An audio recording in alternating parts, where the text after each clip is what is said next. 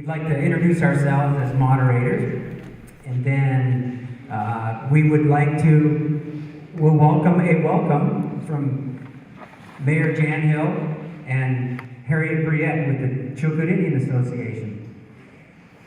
Frankie Pilifant and I will be the moderators for the 2 days. We're going to keep everybody on time and running through our agenda and helping everybody out there. We run a small company based in Juneau called Grassroot Associates, GRASSROUTE. Originally we did trail and transportation work and worked on route work and we worked with the Alaska Marine Highway. We've worked on rural tourism development projects and also have experience, collective experience with natural resources management, minerals and mining included. And Frankie, before we proceed, did you want to say a word? No. Okay, so I've introduced the two of them. Welcome to the Haines School, and thank you, Haines School Borough, for using the facility. Most of you entered through the foyer, the multi-purpose cafeteria.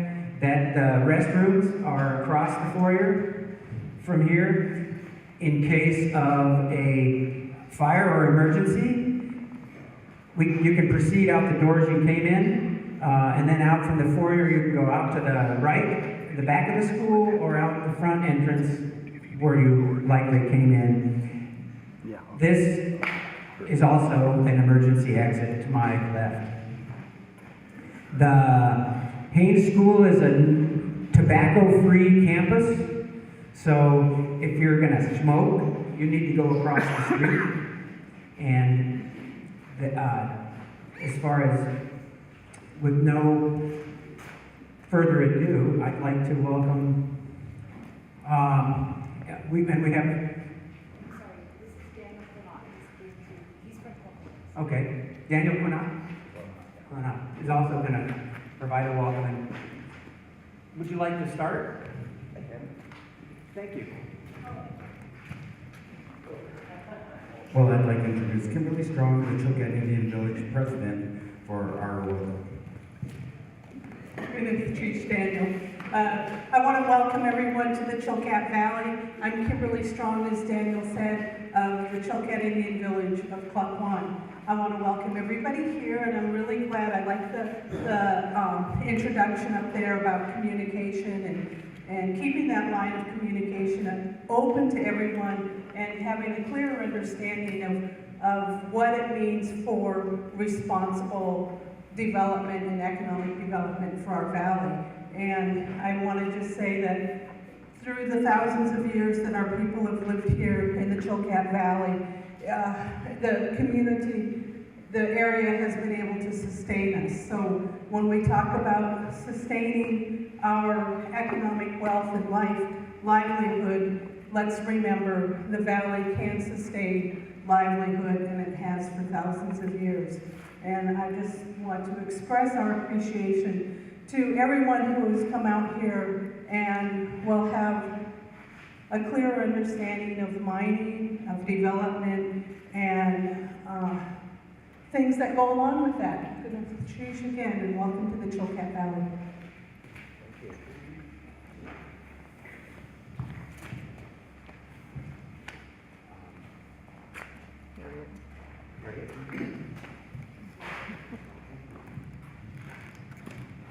Good morning. First of all, I would like to apologize to Kimberly. I didn't see you.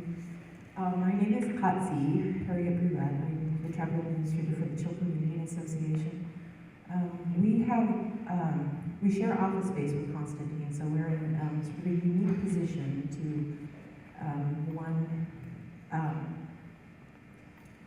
recognize the growth in the valley, economic growth, and we also have a fisheries department that works towards sustaining the fisheries and environmental issues in our valley. So this is always a little bit of a juggling act for us, because we want to make sure that one, people have jobs so they can stay in our community, and two, people are able to fish and feed their families. And I feel like this forum is very important, and we're very pleased and proud to be a part of it. Welcome to the Chilkat Valley, the Chilkat Valley, and looking forward to a good, productive week. Thank you. Mayor Bill.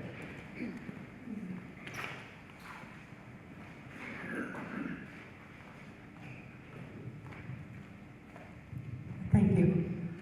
My name is Jan Hill. I'm the mayor of the Haines Borough and was also a part of the steering committee that put this together, and I would like to express my thanks to that committee. We persevered through disagreements, agreements, good ideas, bad ideas, better ideas, and here we are today.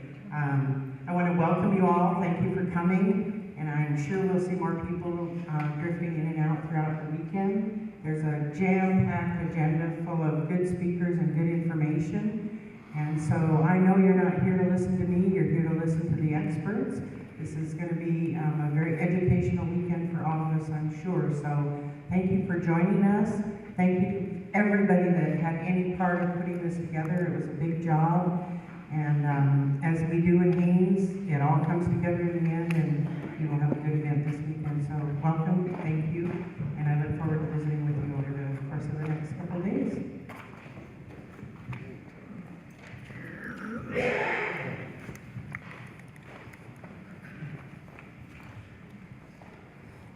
Thank you again. We would like to acknowledge the steering committee members and supporters who have brought the Chilkat Valley Mining Forum together, and I'm going to read them so I don't leave anybody out. But the Mining Forum is brought to you by the Takshnak Watershed Council, and thank you to the Watershed Council for stepping forward and putting together the forum and providing a forum for information exchange. But also the Alaska Miners Association, the Chilkat Indian Village, Chilkoot Indian Association, Constantine Metal Resources, the Haines Borough, the Haines Chamber of Commerce, the Haines Sportsmen's Association, Lynn Canal Conservation, Haines Gill Netter Association, the Palmer family, and the United Southeast Alaska Gill Netters. And so I would like to just get to know a little bit about who's here today. If you are a member of any of the supporting organizations, would you please stand up? Or if you're already standing, raise your hand. Well, again, thank you. Thank you for bringing us together. How about a show of hands if you're from Haines? If you live in Haines. Okay. Most of you here by this time on a Saturday. Thank you for coming. If those of you who are from Southeast Alaska in general,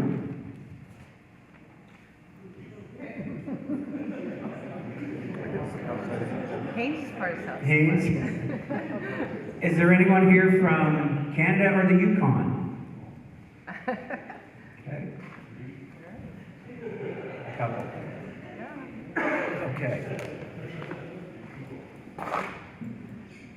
Okay. It's the left one. Oh, very good. Russell. There we go. So our goal, and we alluded to it a little bit, information exchange, is to develop a knowledge base in the community about mining and mine development in the Chilkat Valley Haines area that will inform future discussion, analysis, and decision making. The focus of information is on mining in general and mining mineral resources in the Chilkat region, and the Chilkat Valley, which is certainly an extremely rich and variable ecosystem as well.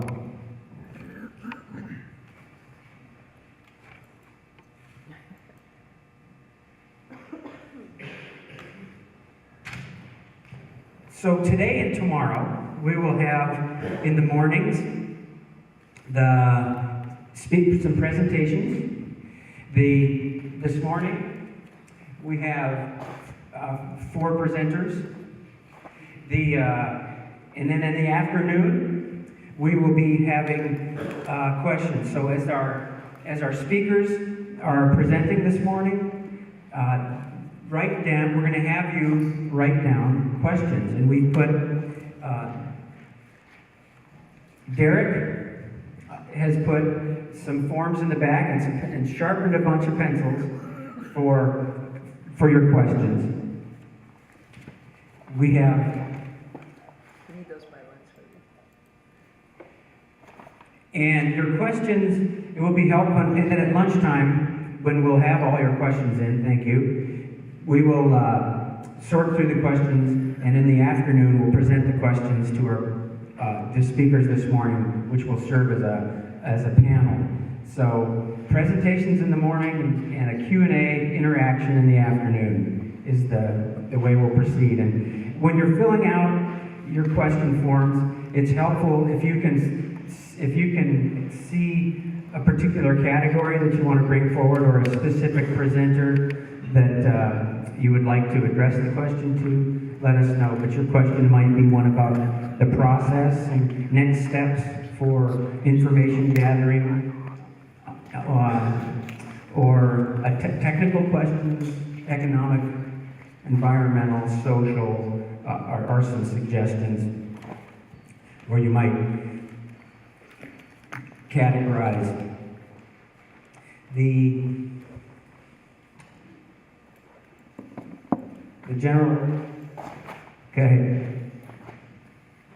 We also have in the back some feedback forms that if you could get to us by tomorrow, that would be helpful. Yeah, that's fine. So we'll hear from Russ White and Cindy Buxton this morning with the Lynn Canal Geological Services, and then Liz Cornejo with Constantine Metal Resources. And after the break, as you might know, we've had a couple of flight delays from Juneau, and so we have your, as I should have mentioned, your, and I think we'll bring the lights back up. If we to at least a medium amount.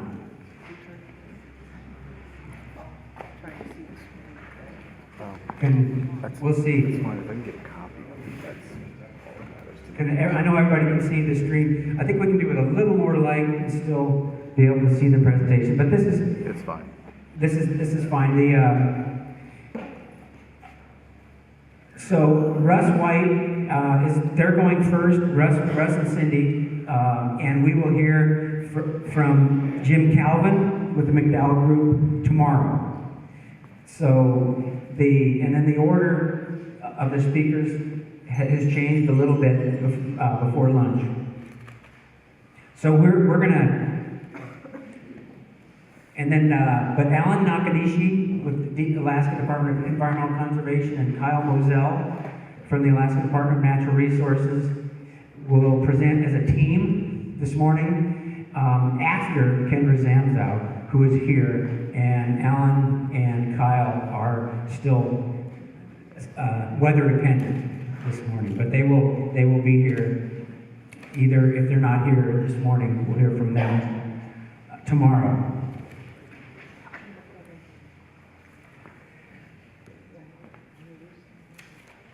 Okay. So Russ White and Cindy Buxton have been running a consulting business creating 3D geologic models and resource estimates for numerous mining companies since 1996. Cindy has an MS in geology from the University of Washington. Her experience includes doing field mapping in remote Alaska, core logging, and creating 3D geologic models. Russ has a BS from Northern Arizona University and has worked in the mining industry since 1984, specializing in resource estimation of mineral deposits He has experience with open pit, underground, and early stage projects across the Western Hemisphere. They have no association with the Constantine project, and they have lived in Haines full-time since 2007. So, Cindy is going to get us started on this presentation. Thank you.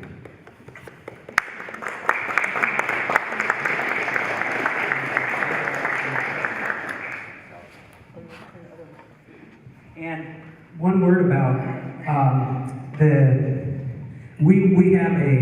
we'll have a little signal that indicates you have 5 minutes left. Because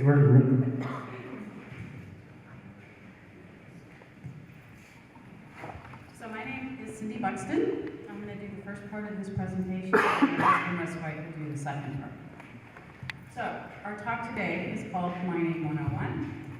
We're going to give you an introduction to what happens on a typical exploration or mining property, and sort of try to give you. Can everybody hear okay?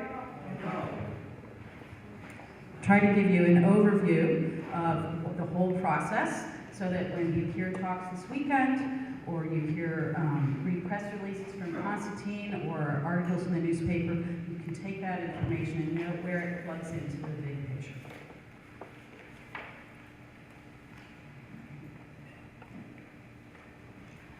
To do that, first we're going to talk about the stages of a typical mining project or exploration project, and we'll talk also about where Palmer is and where they're going next. Then we'll also talk about some key terms and concepts that you need to understand in order to understand where they're at, what they're doing next, why they're doing it, and how they're making their decisions. Some of those are very critical concepts. They're not actually intuitive necessarily. And third, just to give you sort of a sense of what underground mining is like, we have made a little movie spliced together from various YouTube videos on the internet to show you what it looks like if you're underground and going through the tunnels. Constantine doesn't know what type of mining method they might use if they do open this as a mine, because they're not far enough along to know that. So what we're showing you is just one of the possibilities. So there's some key terms I need to talk about right away. One is mineralization. Mineralization is an enrichment in the minerals of economic interest in some rocks. That's different than ore. And the term ore is misused frequently. I'll try not to do it myself. But ore is mineralization of sufficient quantity and quality that it can be profitably mined and processed. It's the opposite of waste, which is the rock that you have to go through to get to that ore. I'm sure some other speakers will be talking about what happens with that waste. And the other main term right now is grade, which is a measure of the concentration of the interest, the elements or minerals that you're interested in. And it's expressed in either ounces per ton, or grams per ton, or percent, depending on what element you're looking at. Okay, so let's get to those phases on a typical exploration mining property. The first part is exploration. That's where Constantine is in their project right now. That's where most of my experience is, and Russ's as well. So we're going to be talking a lot about that. If they find enough to open a mine, the next stage is development. That's where they build the facilities. Build the mill, build the offices, the tailings dam or whatever they're going to do, the roads, all that kind of stuff. In that process, they'll do some permitting and some more planning before they actually do the construction. We won't talk too much about that stuff there. Then the next stage, if all goes well, is the mining stage. That's where they extract the ore and process it. And if they're lucky, and if they've done their plans correctly, then that stage pays for everything else. That's the only stage where they make money. The final stage is the closure, where there's reclamation and ongoing monitoring. And I'm sure somebody will be talking about that as well. Okay, so let's go back to that exploration. There's three main parts. It's sort of fluid. But in the first part, the main question they're trying to answer is there anything of interest? The second, and they have answered that. They do have something of interest. So they're now in the middle stage. The questions are, is there enough to make a mine? Is the grade high enough that they can afford to mine it profitably? And 3, what's the geometry? You have to know the geometry to know how you're going to mine it. And that affects profitability as well. And that's where the Palmer's project is now. And the last stage of the exploration is, can it be mined profitably? That's a whole different question than, do you have enough? And is it high enough grade? So the early stage, they're past this. They have had a fairly typical trajectory on this property. A prospector finds something, they go to a mining company or an exploration company, they get them interested, they come out. In Alaska, that usually means helicopter time. They take some samples themselves, they might drill some holes. Typically, you'll have several companies that come in, do some work, decide they're not up for the risk, they don't think it's going to be big enough, they walk away, then the prospector may find another person. I believe they've had about 11 companies over about 30 years before the current partners. That's typical. Along the way, it's also very common to find investors or partners. This is a very expensive thing to do, to open a mine. They like to share the risk, they like to share the expense. And that's happened on this property too. The middle stage, they're answering the questions, is it big enough? Is it high enough grade? What's the geometry? So they continue to do lots of data collection, and then they compile the data into various forms so they can evaluate it.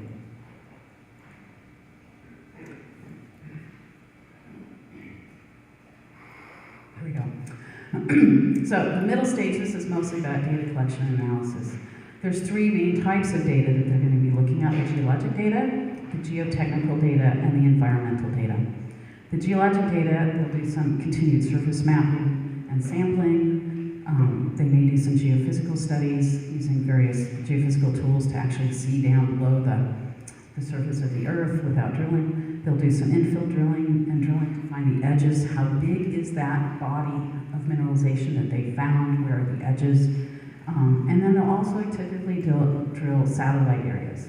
So you have some mineralization in an area, it's very common that it's popping up in a variety of places.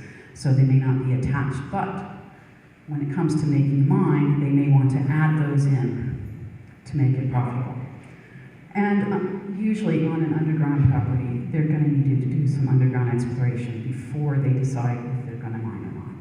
There's lots of information that you can gather by going underground, and drilling from the surface may not be enough to reach all of your ore body.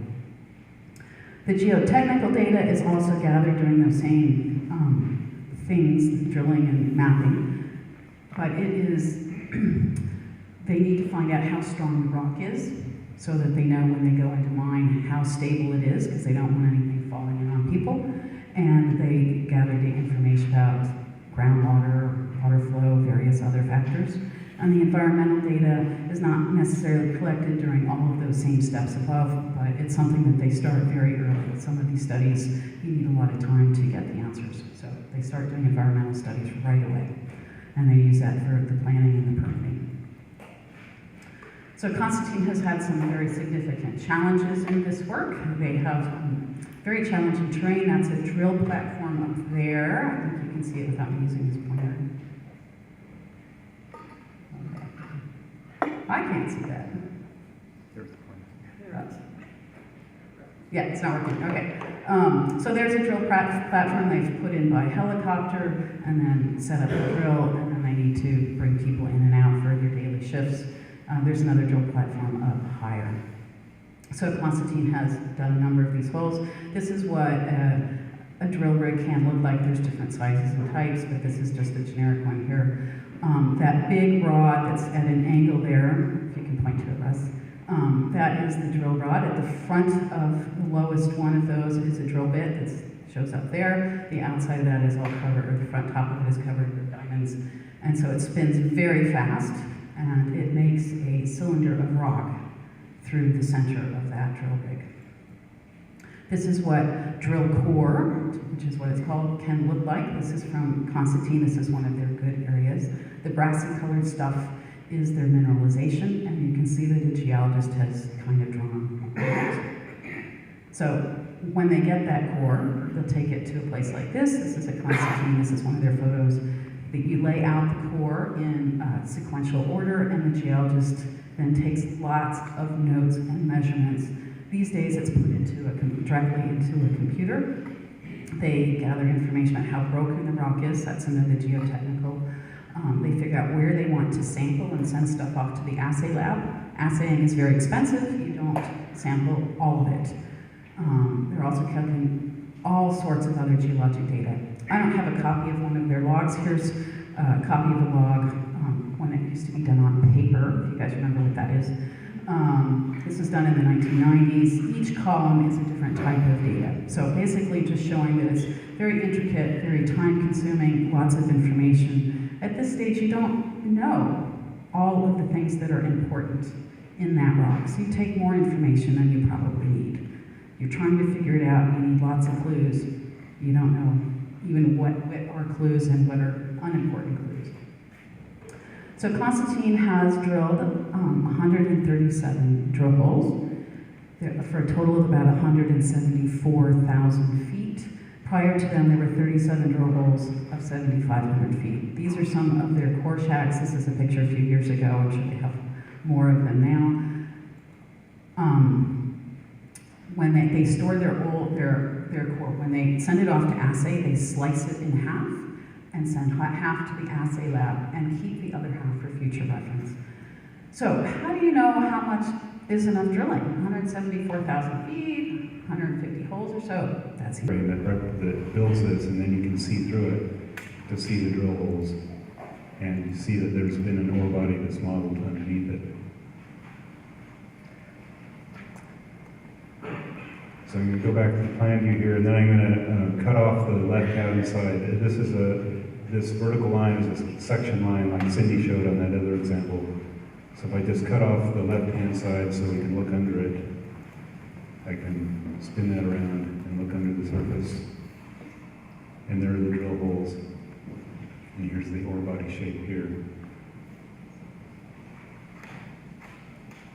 And if I zoom right in on it, I can look inside of that ore body shape. And the brightly colored parts of the drill holes are the higher grade portions.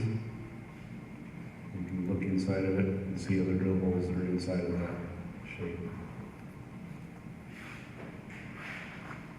So now I'm going to go back to a plan view, map view, and that we're going to do a cross section just like Cindy showed on that other example.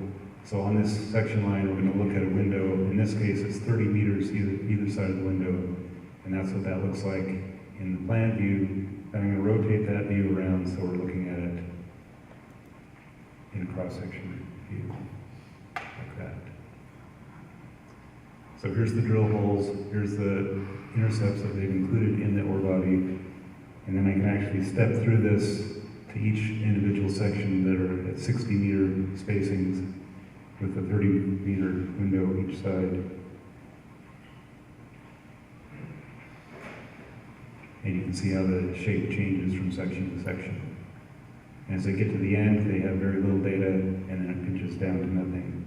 So now I'm going to step through back the other way, and you can just see how the shape changes based on the information they got from the drill holes. So that's how these shapes are built.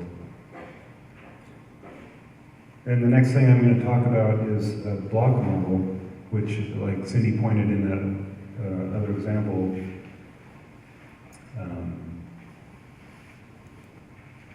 I'm going to go back to that cross-section view now. So the block model, basically we've carved up the ground inside of that shape into little cubes. In this case, they're 2-meter cubes. And we've estimated the grade for each one of those cubes. And this deposit is similar to the Constantine in that it has multiple elements. So we have a database, basically the block model is a database where for every one of these cubes you're tracking different values. Gold, silver, zinc, and copper. And then those grades are combined, I'll talk about that later, into an NSR dollar value. So the color code is based on the dollar value. And the ones that are red and purple and pink are the higher dollar value ones, and the ones that are blue and green are lower dollar value ones. So I'm going to get out of the demo here and I'll go stand at the podium and I'll try to tell you about the rest of this talk. Once I get back in here.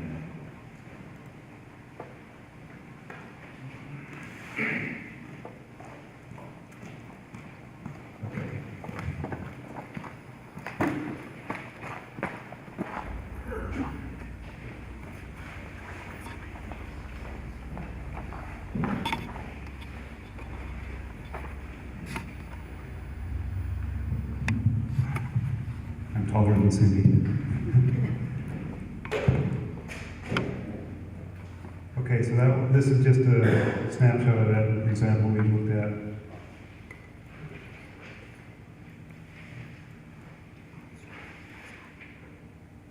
Is it Go to the advancing? next Yeah, slide. go to the next slide. This is, doesn't seem to be working. So there it is with the block model showing in this slice. Go to the next one. So what is a block model? It's a database of discrete 3D cells which each represent a specific volume and a number of attributes. Metal grades, density, rock codes. There's all sorts of things you can track through here, including the confidence of how confident you are in the estimate of the grade you have based on the distance to drill holes. All sorts of things that you can have in there. These are some important terms I'm going to talk about that relate to block models and the tabulations that are derived from them. So resource is the first one, and this is clearly defined in what's called the National Instrument, or NI 43101, Standards of Disclosure for Mineral Projects. This is a Canadian regulation that anybody that is traded on a Canadian stock exchange has to follow these regulations and these terminology. So I've got all these, this looks fairly complicated, but that's actually paraphrased from the actual document. Basically what it means is that a resource is a volume of material for which you have a reasonable prospect for eventual economic extraction. And it has to be estimated or interpreted from specific geologic evidence and knowledge, including sampling. You can't just go map the surface and say, oh, this probably extends 300 feet down, so I have a resource. And then you have to actually go sample it to see that it actually goes there. Another term I will talk about a lot is a cutoff grade. And if we look at the picture here on the left, again, this is color-coded like that other example we looked at. The warm colors are higher grade than the cool colors. And depending on what cutoff grade you think is going to be the economic cutoff for what you use, you'll use, to look at a resource, you just tabulate the blocks that are above a cutoff grade. So if your cutoff grade includes the yellow and orange and red, then you count all the blocks in here that are yellow, orange, and red, and that becomes your resource. If you have a higher cutoff where you don't include the yellow, then your cutoff would just include the orange and pink and red ones. So the cutoff grade, in this case, this is just a gold deposit, so the cutoff grade is a simple gold grade. But because of the multi-elements at Constantine, they will use an NSR for their cutoff grade. Next slide. And an NSR is a net smelter return, and that's just a dollar value calculated for each block based on the grades of the different elements. So you take the grade of that element and multiply it by the price of that element and the recovery, because even though you may have 2 ounces per ton of gold in rock, by the time you process it and mill it and mine it, you might only get 1.5 of those ounces out of the rock. So your recovery is never going to be 100%, but hopefully it will be better than 59%. Anyway, you multiply those out to get the value for that element, then you add up all the values from the different elements to get an NSR. Some other important terms are the categories of resource. The important distinction is between inferred resources and indicated and measured resources. The inferred resources, you have a lower confidence that they're really there. You've done some drilling, you know there's mineralization there, but your drill spacing is too wide to be able to say that it's continuous between your drill holes. That's the stage that they're at Constantine right now. They have lots of drill holes, but they're relatively far spaced because they had to drill from surface and they're really long holes. It's really expensive to drill those holes. So they don't have the confidence that that stuff is continuous. The confidence level depends on the drill spacing, the continuity of the mineralization, and the nature of how broken it up it is, all sorts of things. Here's a tabulation from the 2015 Constantine report. It shows the resource, the inferred mineral resource listed at a bunch of different cutoffs. The reason they do that is because to be considered economic or have a reasonable expectation of being extracted, you kind of have to know how much it's going to cost to get it out and to mill it. And since they don't have a mining method picked out, they don't even have a processing method picked out, those are just sort of guesses. So they list it at different ranges so that you have a range that you can guess what cutoff you might use. And these are the dollar values that were used for this calculation for the NSR.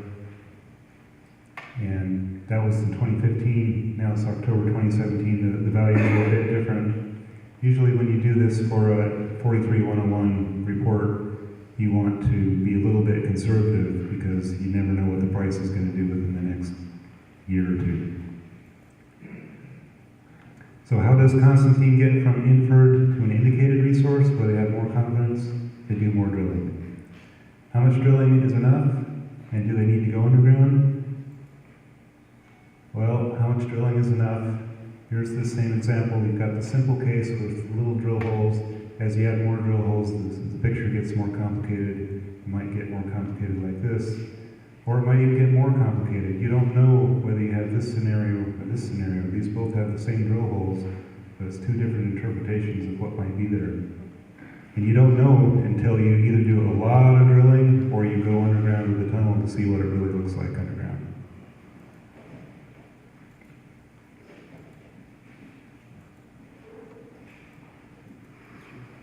You can go to the next slide. Okay, so now we have a little cartoon here. We've got these 4 drill holes and we've got different interpretations of what they look like. Let's go to the next slide. So this is a very conservative geologist interpretation of what the mineralization looks like in those holes. Go to the next one. Slightly more optimistic. One more. That's the optimistic geologist. One more. We get more and more optimistic as we go along. One more. And then you start bringing in people that have to model this stuff with their own interpretation. Go to one more. The geophysicist thinks things are even more continuous. And one more. They use our software to model it and do all of it. Some people will do things like this. And one more. If you're used to doing stuff with an open pit, then you just say take the whole thing. And one more. This is just a fancy statistical way of predicting things where things are, even though you don't have any data on them. And then the last one is the mining engineer's interpretation. So, okay. So why do we go underground during exploration? To get a better platform for drilling, to get better locations for where you can put your drill hole collars. You can get closer to your ore body, and you can drill fans of data from a single place that will give you a lot more information. It's logistically easier than having to haul everything up with a helicopter every day. You just go in and leave it there. And you can target specific parts of your mineralization by driving the tunnel to where you need it to be. And it gives you the excavation to actually see what the mineralization looks like. It's a lot easier to see what the mineralization looks like if you have a 15-foot high face to look at instead of just a 3-inch piece of core. Okay, so the next term I'm going to talk about is reserves. And in order to mine something, if you're going to develop a mine on something, you actually have to have reserves. So this is again from the NI 43-101 Canadian regulations. I'll paraphrase. So the reserve is the economically mineable part of the mineral resource. The reserve, you have to have a general idea that it's economic, but this part you need to actually know that it's mineable. And you determine that it's defined by studies at pre-feasibility or feasibility level that are appropriate, and they include application of what are called modifying factors. And I'm going to talk about that more. In order to find out what the modifying factors are, you basically need to do a feasibility study and do a lot of detailed study to figure out what's actually mineable. So these are the parts. In the late stage of exploration, we're going to talk about feasibility study and go through these other terms here as well. So the feasibility study, we're doing environmental studies, baseline studies, and those actually started earlier, but then you'll come in and do bulk sampling and do metallurgical studies. That's going to tell you what kind of rock you have, what it's going to take to get the elements out of it, how expensive it's going to be to process it, what kind of mill you would need to build. You'll have to do detailed studies on building infrastructure and how much that's going to cost. You'll look at different mining methods and see how much those are going to cost. You look at processing methods, how much it costs to recover, how much it costs to build the mill. And then you also consider all the social, governmental factors, environmental factors, all the other factors that are built into this to figure out how much it's going to cost to build a mine. Then you come up with a mine plan. This is just one example of a type of a mine plan called transverse longhole stoping. So you start with a mineralized envelope, you estimate the block grades in the envelope, then you have the block grades, and then you come in and you design what's called a stope over over the blocks. And this method here uses what's called primary and secondary stoping. They build the primary stopes. They take out the red ones or the primary ones first, and then they backfill them all, and then they take out the ones in between. And part of the mine plan is you also have to figure out where all the tunnels you're going to drive that support the building of these stopes are. So again, a stope is just a name for the area where you're taking out mineralization. Here's a long section view of a different view of a different deposit where they've decided they need to build stopes in this size, shape, these blocks right here. But they can only afford to mine the orange and red blocks. They can't afford to mine yellow blocks. So the ones that have X's in them will all get left behind. They're not part of the mine plan. So the orange and red blocks in here are going to become the resource, the reserve. And the ones that are left behind, because they're in the orange and red blocks that are in the panels that have X's through them, those will not become part of the reserve, but they will remain as part of the resource.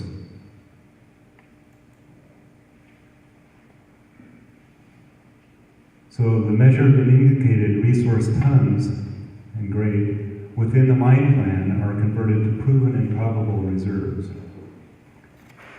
Measured and indicated resource blocks outside of the mine plan are still reported as resource. That's what I just said on that last slide. The inferred resources may not be included in reserves because we don't have enough confidence in them. And for reporting purposes, inferred resources may never be combined with measured and indicated. It always has to be reported separately because you can't build a reserve on it. So this is a chart that sort of explains that. So mineral resources, this is from the exploration results. They're in three categories: inferred, indicated, and measured. The indicated and measured can be used to build a reserve, and then the indicated portion will likely be called probable, the measured portion will likely be called proven. So they have different terminology for reserves than they have for resources. And the way they convert from one to the other is you determine which part is feasible to mine by looking at all these modifying factors. Okay, so you can sort of look at the resource reserves as you're going to go fishing. So an inferred resource is, you know the lake is there, it has good habitat for fish, and the right kind of fish are found in similar lakes. You've seen some, but you don't know how many or what type. You don't really have any idea if you can catch them or sell them, you just know that there's some there. indicated resources, you've got a better idea of how many, what size, and what kind of fish, and you've taken measurements from shore, from a small boat. You haven't actually caught any yet, but ballpark calculations indicate you have good reason to believe you could catch and sell the fish for profit. But you can't raise money to buy a fishing boat without more information and proof. Probable reserves, you figured out what kind of gear you need and what it would cost to operate the gear. You've got a good idea of how many and what size and what kind. You're certain you can catch the fish and make a profit. Proven reserves, you've done enough working calculations that there is no doubt you can catch these fish with the gear you planned. You've actually caught a few, and you're confident that you're going to make money with your fishing operation. Not a perfect analogy, but I can sort of relate. Next slide, please. So once you've got a reserve, you've done your feasibility study, your mine plan, your reserve, you have a feel for what you have in the ground that you can mine. So then the question comes up, should you develop a mine? If it's clearly profitable, considering all of the costs and factors, then they can make the decision, yes, we'll develop a mine. If it's marginally profitable, what do? You go back and do more exploration, try to add reserves and make it more profitable, or you wait for a price increase or some other economic change, or you sell to another property that's more optimistic about it than you are. If it's clearly unprofitable, then you might write it off and walk away. So here's a couple of examples of other properties that have gone through these stages. So the AJ mine it's a historically mined property under the mountain right next to Juneau. It was mined from the 1800s up until 1944. It was mined when they had very cheap labor costs because they could hire Chinese workers for $1 a day to sort ore. They can't do that anymore.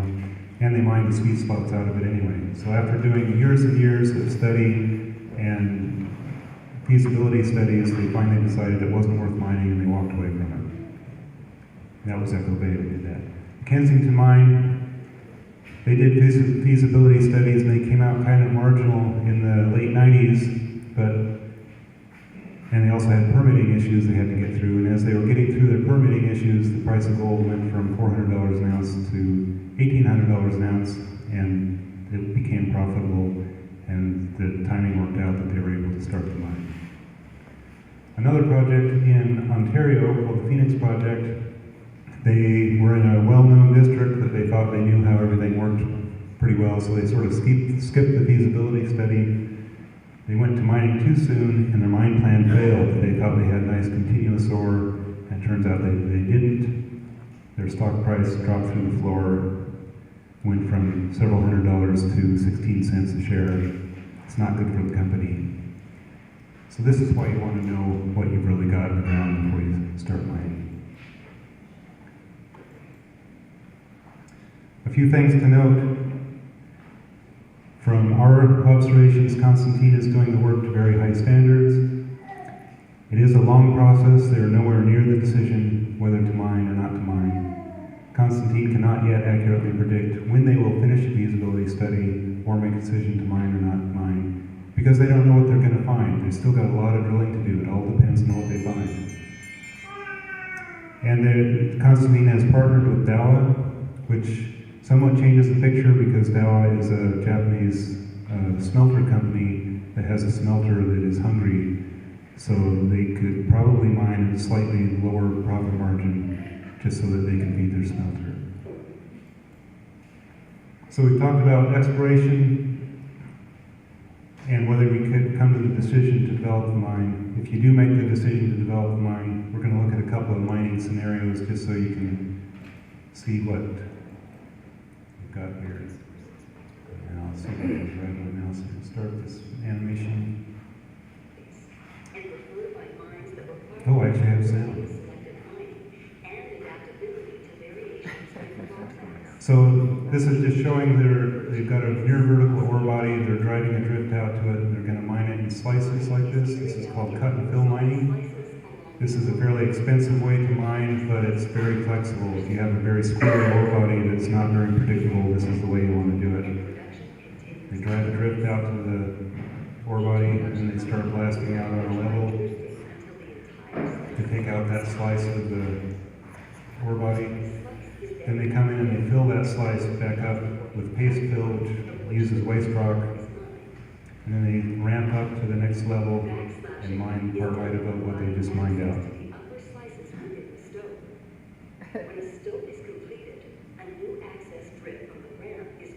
You probably want to hit the mute button on that, or you'll get the wild music on the next section. This is just pieced together from a bunch of YouTube videos. Some of them think that punk rock really helps show what rocks look like. Anyway, as they mine out the different levels, they mine up. They'll go to the next level. Here's some details showing how this works. This piece of machinery is called a jumbo drill. It has 2 arms. We'll see that a little bit later. They drill the holes. They fill the holes with explosives and they blast it. Then they bring in a thing called a LHD, which stands for load, haul, dump, and they scoop it up. They load it. They haul it out, and then they dump it. Then, depending on the competency of your rock, you may have to do what's called ground support, where they put in rock bolts that help hold up the sides and the back. The ceiling in a mine is called the back. So then they're mining out the level. It's hard to see that, it's kind of dark. As they mine out each level, they can actually come in at a different place in the mine. It's one advantage of this method is they can mine at different places on the same ore body at the same time, so they can increase their productivity and be mining from more than one spot on the same ore body. There's other methods where they mine between levels more quickly if you've got a very predictable ore body. It's called long hole mining. Anybody has questions about that, they can ask me afterwards. We're going to go into another demo here, just showing more detail about how some of this works. I might just skip ahead a little bit. So here's a scoop hauling up to what's called an ore pass. So an ore pass is just a vertical opening through the rock that dumps down to a level where you have trucks that haul the rock out so that you don't have to haul it all the way out with this LHD. The other way you can do it is you can haul with the LHD just up to a bigger transfer area where you load into a truck. And we'll see an example of that here in a minute.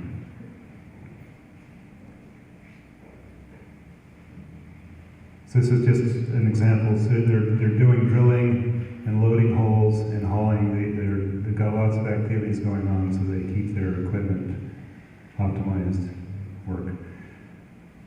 This is just an example of what it's like driving through an underground mine. It's dark. You can't see very well in the picture, but along the back of the ceiling, all the utilities are hung from the ceiling. That's where you have your water lines, your power lines, your compressed air lines, your ventilation, all goes along the ceiling, so it's out of the way of things driving back and forth. Here's one of those jumbo drill rigs. It's drilling holes. Here's a time lapse of it drilling holes very quickly. So it's drilling holes in the face, and then this will be loaded with explosives. But this is part of the equipment that does that work. So it's drilling holes that are about 8 feet deep, and they'll blast out another 8-foot round of this tunnel, and the tunnel will go 8 feet farther than it did before they did this. And the process that they do for underground mining is called drill, blast, and muck.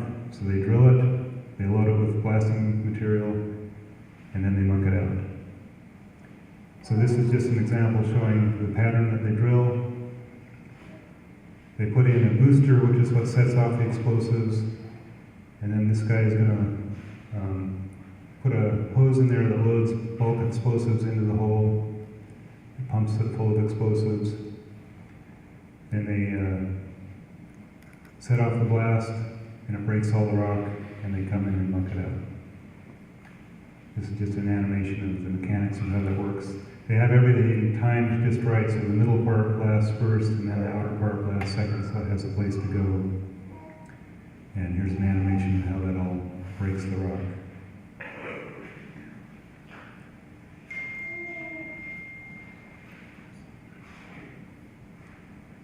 And then they use the LHD to scoop it out and haul it to the surface, or they haul it to a truck.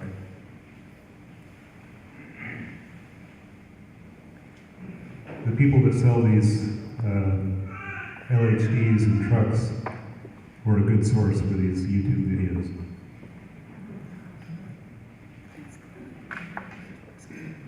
So here's an underground haul truck.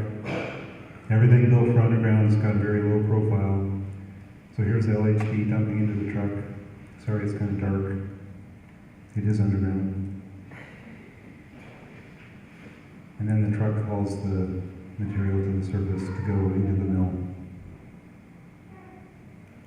And it doesn't matter which mining method you use, as far as the development, the building the tunnels to get to it, it's all going to go in the same general way. Okay, so that's it for the mining video. So now I'm going to give you a quiz from our Mining 101 class. Okay, what is ore? Remember, you have to be able to mine it for a profit to be ore. It can't just be high-grade mineralization. You have to be able to mine it for a profit. What is a resource? It's a general volume that you've defined with drilling that is in general should be profitable to mine. What is a reserve? It's the part of the resource that actually is mineable when you put a mine plan on it. And when will Constantine determine if the Palmer Truck project will be developed into a mine? Who knows exactly. All right. That's all we've got.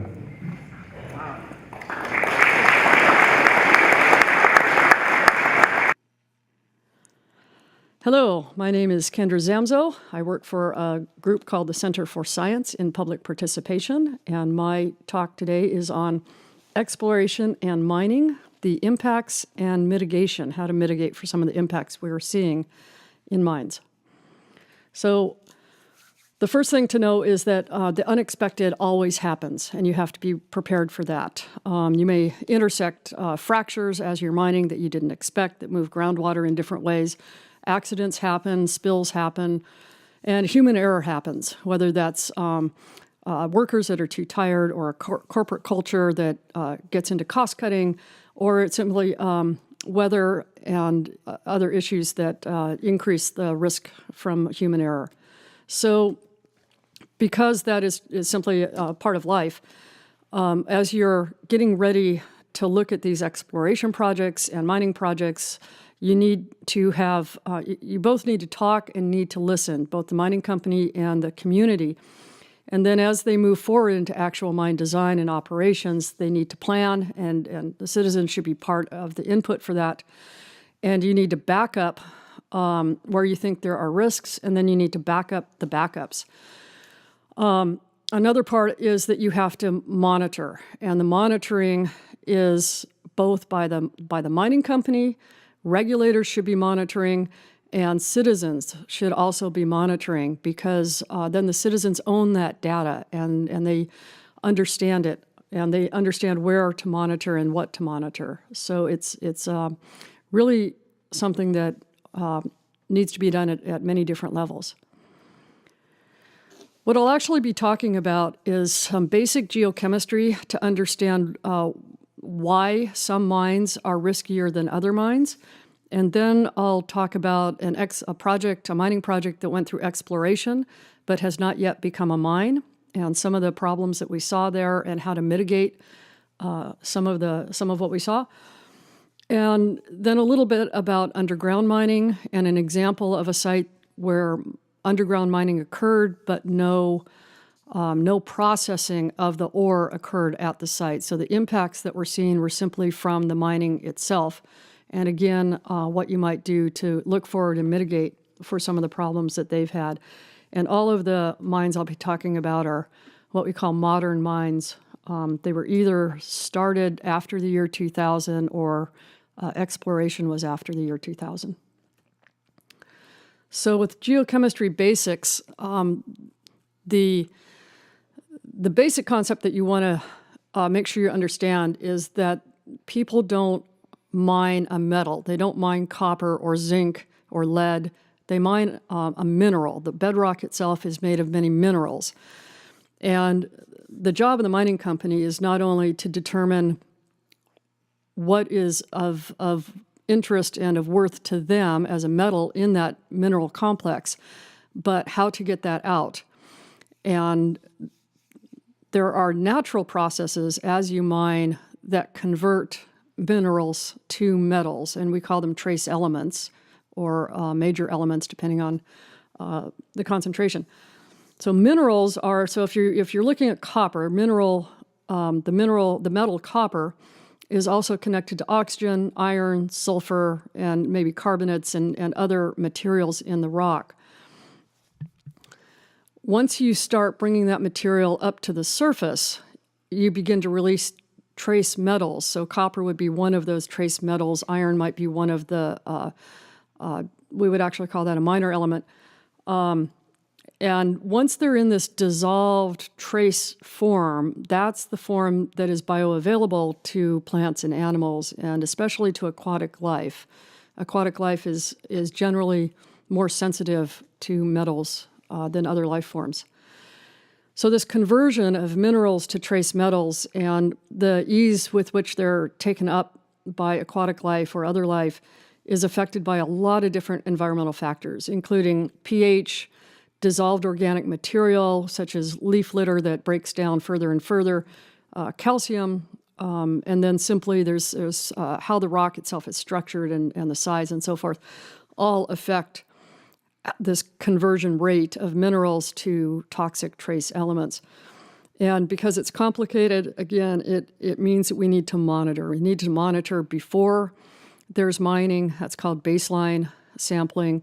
And we need to monitor continually through operations and in different locations and different media and species. So when we define a high-risk mine, there are three things that really define whether a mine poses a potential risk. And that is the amount of sulfide in the ore body or the host rock, which is the material around the ore, the volume of ore that is taken out, and the hydrology of the area. So the more sulfide you have as a ratio of other material, the higher the risk is, because as that sulfide is in contact with oxygen and water, it turns into sulfuric acid unless there is neutralizing material nearby. The volume, you simply have more material you have to control, and then the hydrology, whether you're looking at rain and snow, whether you're looking at high water tables, it's the amount of water that enters these areas that has the greater potential to move the contaminants once they've begun to dissolve. And that causes a lot of problems. So generally you'll see more problems at wet areas than you do in desert areas. So I've just mentioned this. Sulfide turns into sulfuric acid, which is essentially battery acid. And this is a natural process, but as you bring material to the surface that was once sequestered underground, and you break it up into smaller and smaller pieces, the reactions go more and more quickly, and you generate more acid than you would in a natural weathering process of just rock being exposed on a mountain. And it can become very, very aggressive and get into a kind of a never-ending cycle.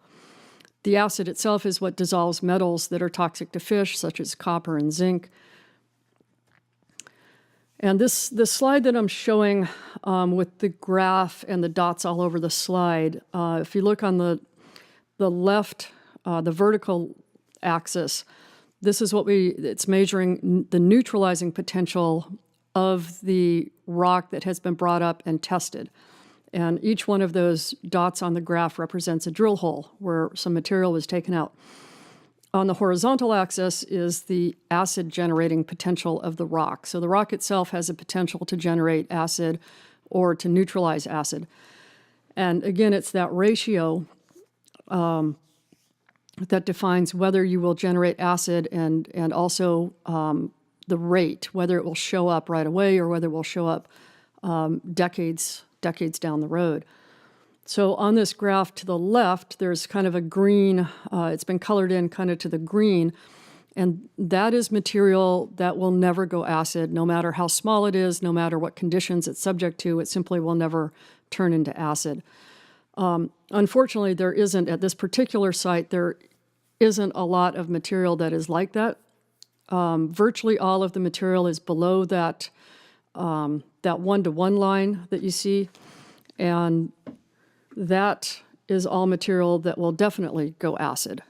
And so this is where you have to, you begin to collect the data, you monitor and collect a variety of data, and then you say, okay, we're going to have a lot of acid material we have to deal with, and then you plan for that, and then you also have to back up in case your plans begin to fail at certain points.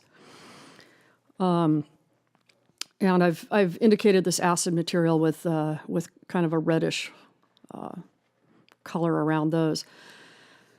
And this particular site is the proposed Pebble project, and a lot of their rocks they have determined will take about 40 years before they go acid. So the caution there, the good news is that they know that, and you can bring in neutralizing material to try to make sure that it never goes acid. You calculate those amounts.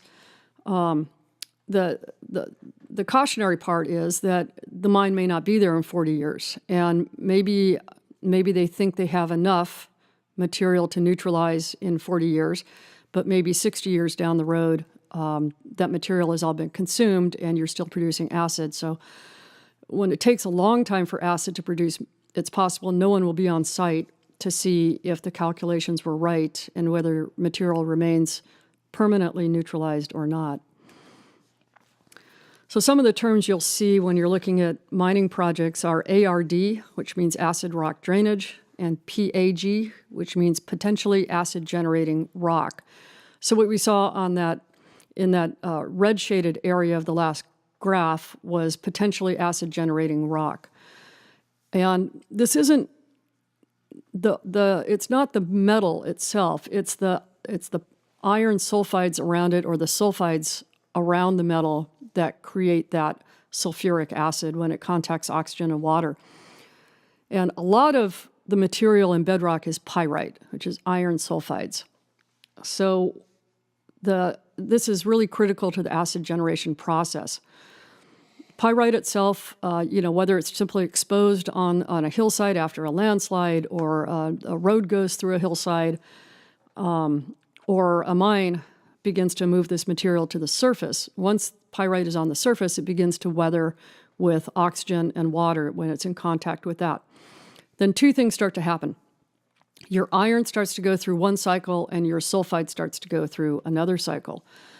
Your iron, which I'm representing by these little green dots as what we call reduced iron,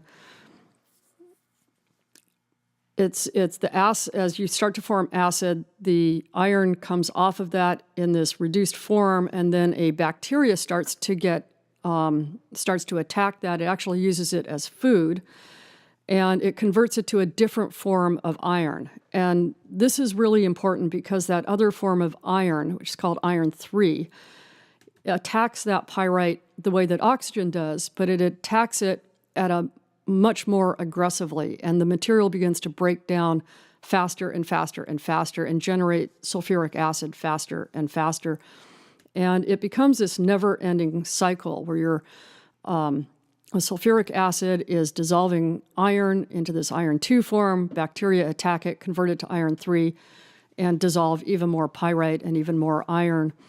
So it makes for some pretty happy bacteria, but it makes for a lot of acid. So the picture in the corner is showing this process, exactly this process.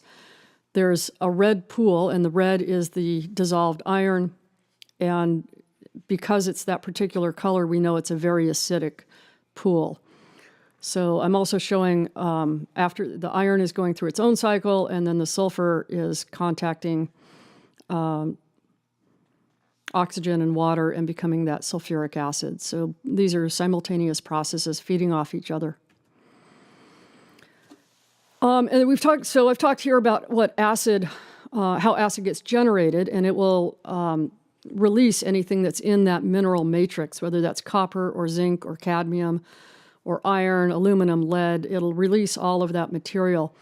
But there's also elements that can be in a rock matrix that leach out simply by being exposed to air and water without any acid whatsoever. And in particular, arsenic, selenium, molybdenum, and antimony and zinc. Zinc can be liberated either with acid or without acid. So if you stop the acid process, you still have to be concerned with what we call metal leaching and what conditions promote that and how to reduce it or control it. And again, this all depends on a lot of different environmental factors. So then I show this slide of the minerals that we know are up at the Constantine project. Chalcopyrite, which is a copper iron sulfide, is the one that they're really after. They also have a lot of sphalerite, which is a zinc iron sulfide, and galena, which is a lead sulfide. And copper, zinc, and lead, they all like to hang around sulfide. Sulfide is just kind of the life of the party for this. They like to be around it, but once you start this acid generation process, this weathering process, they all dissolve off of this. And again, because there's iron as part of these minerals, and that iron can turn into this this iron 3, there will be a fairly aggressive acid generation for this kind of material. And what I'm showing below that is figure 7.7 is a cross-section of an ore body that they have found. This is a figure from one of their own technical reports, and it's showing that the type of material that they're finding down there. So some of the material is carbonate ore, and carbonate consumes acid. So it's great that some of that is there. But as you look at this picture, you see that at least in the ore zone that they're showing here, there isn't very much carbonate. A lot of the material, and certainly most of the material that has copper and zinc in it, has sulfides. There's the massive pyrite is the copper-rich part of it. The zinc they show is associated with a barite ore, which does not generate acid. But I believe there's also quite a bit of zinc that is associated with acid that just isn't shown in this picture. So again, if you think back to that graph that we showed, what we're interested in is the amount of neutralizing material and amount of acid material and what that ratio is.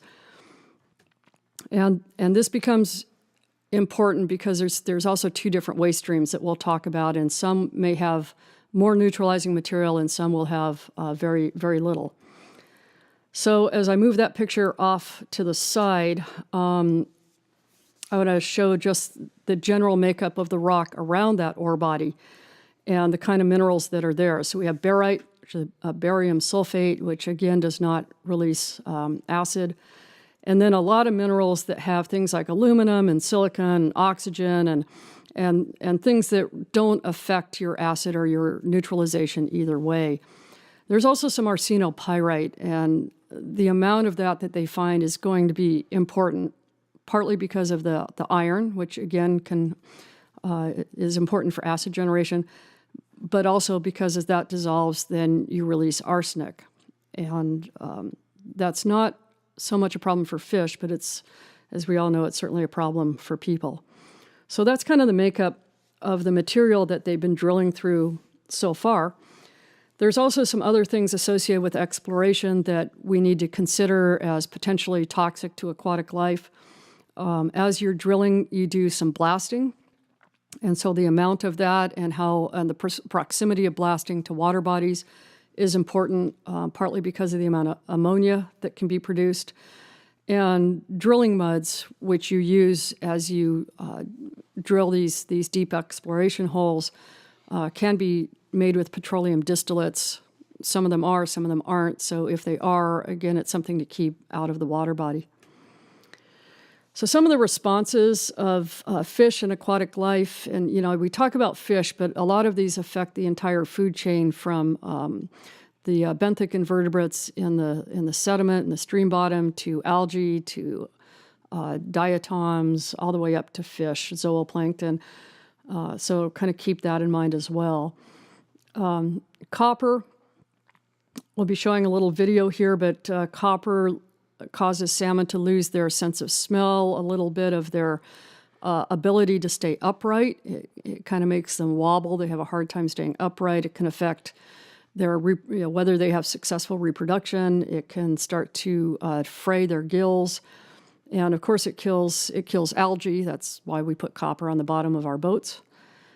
Zinc has some similar effects. It doesn't affect the sense of smell, but it does damage the gills and can cause some other impacts, lowered growth, and some physical deformities. Aluminum and iron work in a different way. Aluminum, as it's dissolved and it moves from an acid condition in the stream to a more neutral condition, it drops out and it becomes like a mucus-like stringer that then wraps around the gills of the fish and it suffocates them. Iron, again, it's not a problem when it's dissolved, but when it precipitates out, when it moves from an acid condition to a neutral pH or an alkaline pH, it falls out of the water, but it falls out as a very hard material, and it can actually harden the bottom and make it a little bit like concrete, and it seals in all that benthic material, and then you've lost a big part of your food chain when you no longer have those little benthic invertebrates and worms and small clams and stuff that your fish can get to. So it really kills off a stream that way.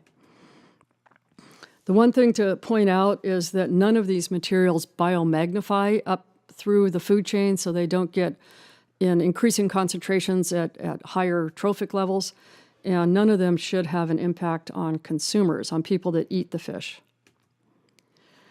So now I'm showing just a stylized fish with some water coming in, flowing over through the gills. I've got a little orange-colored dot there to represent copper. It's got a couple of little arms out there because this is the dissolved form that is able to grab onto or attach to other material. And I'm going to show a little video. Will you be able to see that? Mm-hmm. Okay. I'm going to show a little video of what copper does in the water at fairly low concentrations. So what you'll be seeing is two water tanks, and both of them have a small coho in them, and the top one has not had any copper added to it, and the bottom one has had 10 micrograms per liter of copper added to it. And what you'll see is if you look above the top tank, you'll see a little green dot. And when that dot turns red, that indicates that an alarm, a pheromone alarm, has been dropped into the tank. And it's a natural pheromone that fish release when they believe they're in danger. So whenever you break the skin of a fish, it releases this pheromone, and it's a signal to other fish to get out of the way that there's some kind of a risk or a predator involved in the area. And what copper does is it disrupts their ability to detect that alarm signal. So if you watch, if we press play, watch what's happening. The fish are just swimming around. Then watch as that green light turns red. They've dropped in the alarm pheromone. And then look at the difference of the behavior in the two fish. The one on the bottom is still running around, zipping around like a little fish does, and the one on the top has just stopped moving altogether. And it's just kind of floated down like a little leaf in the stream. So it doesn't look like it's something you want to eat. It looks like something that fell into the stream. So these are very subtle effects that the result, though, is that then predators see this little zippy fish and they consume more of them, and then you have decreases in the population. So it's not like you're going to be able to measure high amounts of copper in fish tissue and say, oh, look, that's what killed the fish. It's these more subtle effects that we're really concerned about. So I've shown these little orange dots on the fish's nose, on its lateral line. They can also go on the gills. These are places where they like to attach, where copper likes to attach and affect different parts of the fish. But the copper isn't in the stream all by itself. It's got these other materials in there, and these act in ways that reduce the toxicity of the copper. It's what we call competitive binding. either the material will actually go up and grab those arms of copper and hold it, and when they're doing that, it can't attach to the fish, or they go to the sites that copper wants to get to, and they get there first, and then there's no place for the copper to sit. So again, it's the environment itself as well. It's the environment determines whether this material will enter the stream, and then also how toxic it is to aquatic life. And then this slide called the hyporeic zone. This just talks about, we have to think about what's the pathway that these move through, and a lot of times it's groundwater. So the slide we're showing here is looking at the pathway. Once these contaminants are released, how do they actually move from where the rock is, where they started, out to where the fish are? And one of the pathways that we need to really look at is the groundwater pathway, and in particular, once it enters into where there's a stream and you have groundwater running under the stream water, and that's called the hyporeic zone. And it's a really important pathway to be aware of and understand. Contaminants can move through that. As we all know, where groundwater comes into the stream, this is where salmon tend to like to put their eggs, because it doesn't freeze, so that the eggs stay in liquid water all winter, and the groundwater brings a lot of oxygen to them. So that same hyporeic zone that bathes these eggs all winter can also be a route for contaminants to get to fish eggs. So again, just something to keep in mind when you're looking at how trace metals could move from these ore bodies into aquatic life.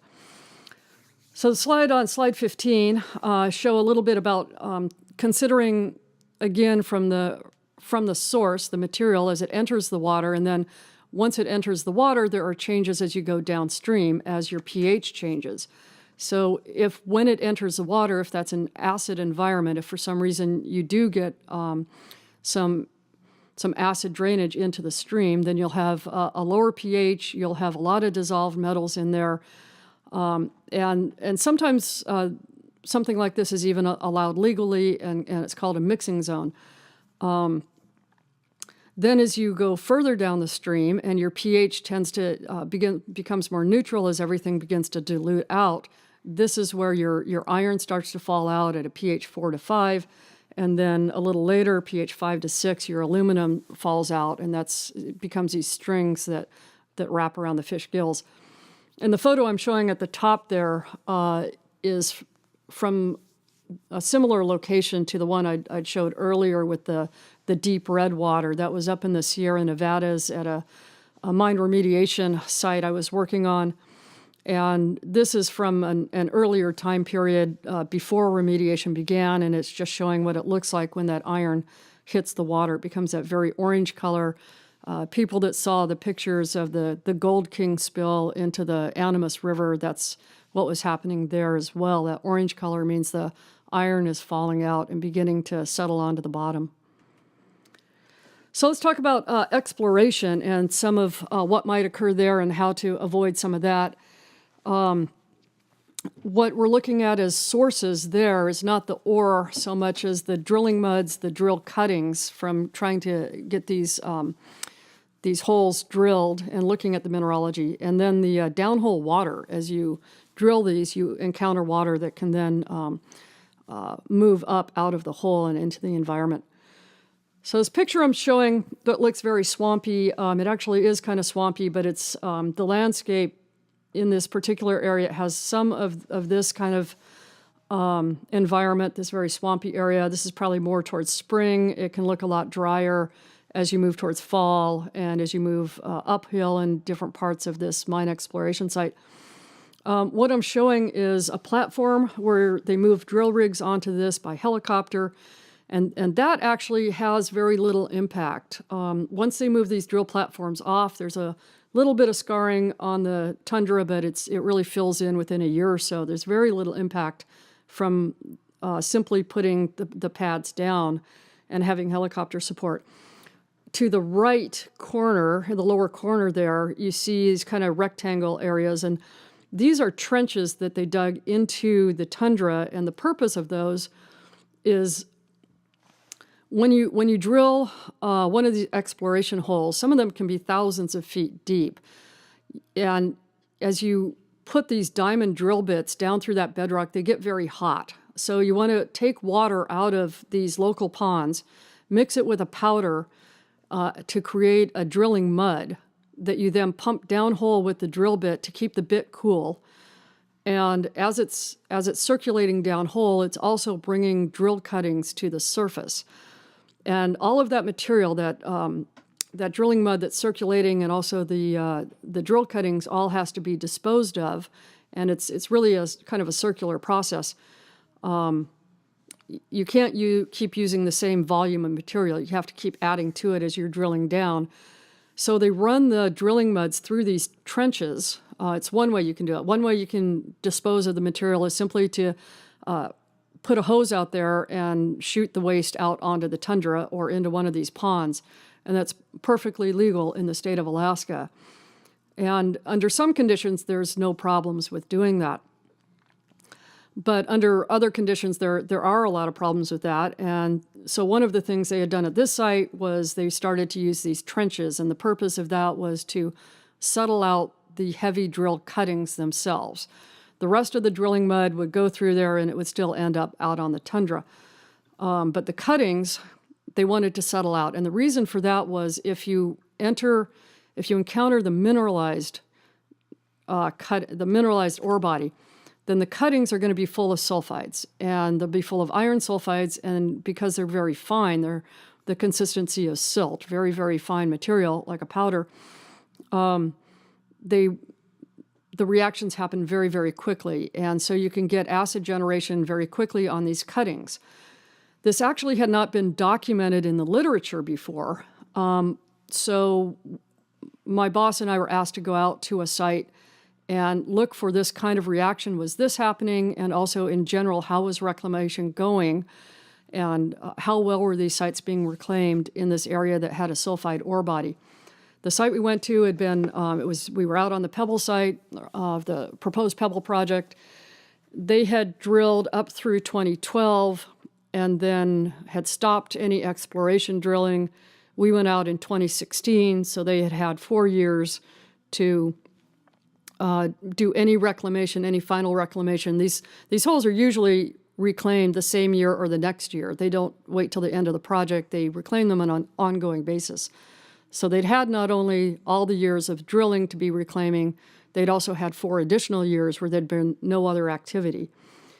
So you can see, I have one picture here that simply shows how they discharge into local depressions and ponds, and again, that's perfectly legal. I have another picture that is a little better close-up of a drill rig and a settling trench. Unfortunately, a lot of that material did go acid. We ran across about 5 sites that look like this picture on slide 18. We believe that this drill waste was discharged in around 2006. We were there in 2016, so this had occurred over a period of 10 years. How quickly it went acid, how quickly it became that orange color, we don't know. As far as we know, we're the first people to document that this was on the landscape. I have an inset there that shows a little bit of you can see the change in color from the tailings, the cuttings, I'm sorry, not the tailings, the cuttings that had settled out on the landscape, and then the natural underlying material under that was a darker color. It didn't have sulfides, it wasn't going acid. Although some of this could be seeping down into that lower natural soil material. And I've showed some of the chemistry. We took samples of this material, of this drill cuttings. We took samples at 5 different areas, and I'm showing the background soil pH, sulfate, arsenic, copper, and molybdenum. They actually didn't capture pH, but you can see that DDH means diamond drill hole. It's what they use for exploration. GH is different kinds, so usually a shallower hole. And so there's just some of the chemistry. You can see that all of these places had very high copper and molybdenum. And again, that indicates that they'd hit the ore body, and these cuttings were from that ore body. The ore they were targeting is a copper moly ore. So the trenches were supposed to help take care of that problem, or what people had said could be a problem. Again, nobody had documented it that I'm aware of until we were out there in 2016. And so what I'm showing here on the left is a site that had 5 different settling pits in a row. They'd covered them up. It's pretty barren of vegetation on top of the pits, and it's not a chemical reaction. That was just kind of poor handling of vegetation. A colleague of ours went out there in 2011 as they were drilling this hole, as the material was going through the sumps, and they were about 100 feet downstream, and they measured the water quality in a groundwater spring that was coming up out of a wetland close to where this was. We went back in 2016, measured the water quality in the same groundwater spring, and I'm showing that in this table. Alaska water quality standards are on the bottom. The water chemistry from 2011 is in the middle, and 2016 is in the top.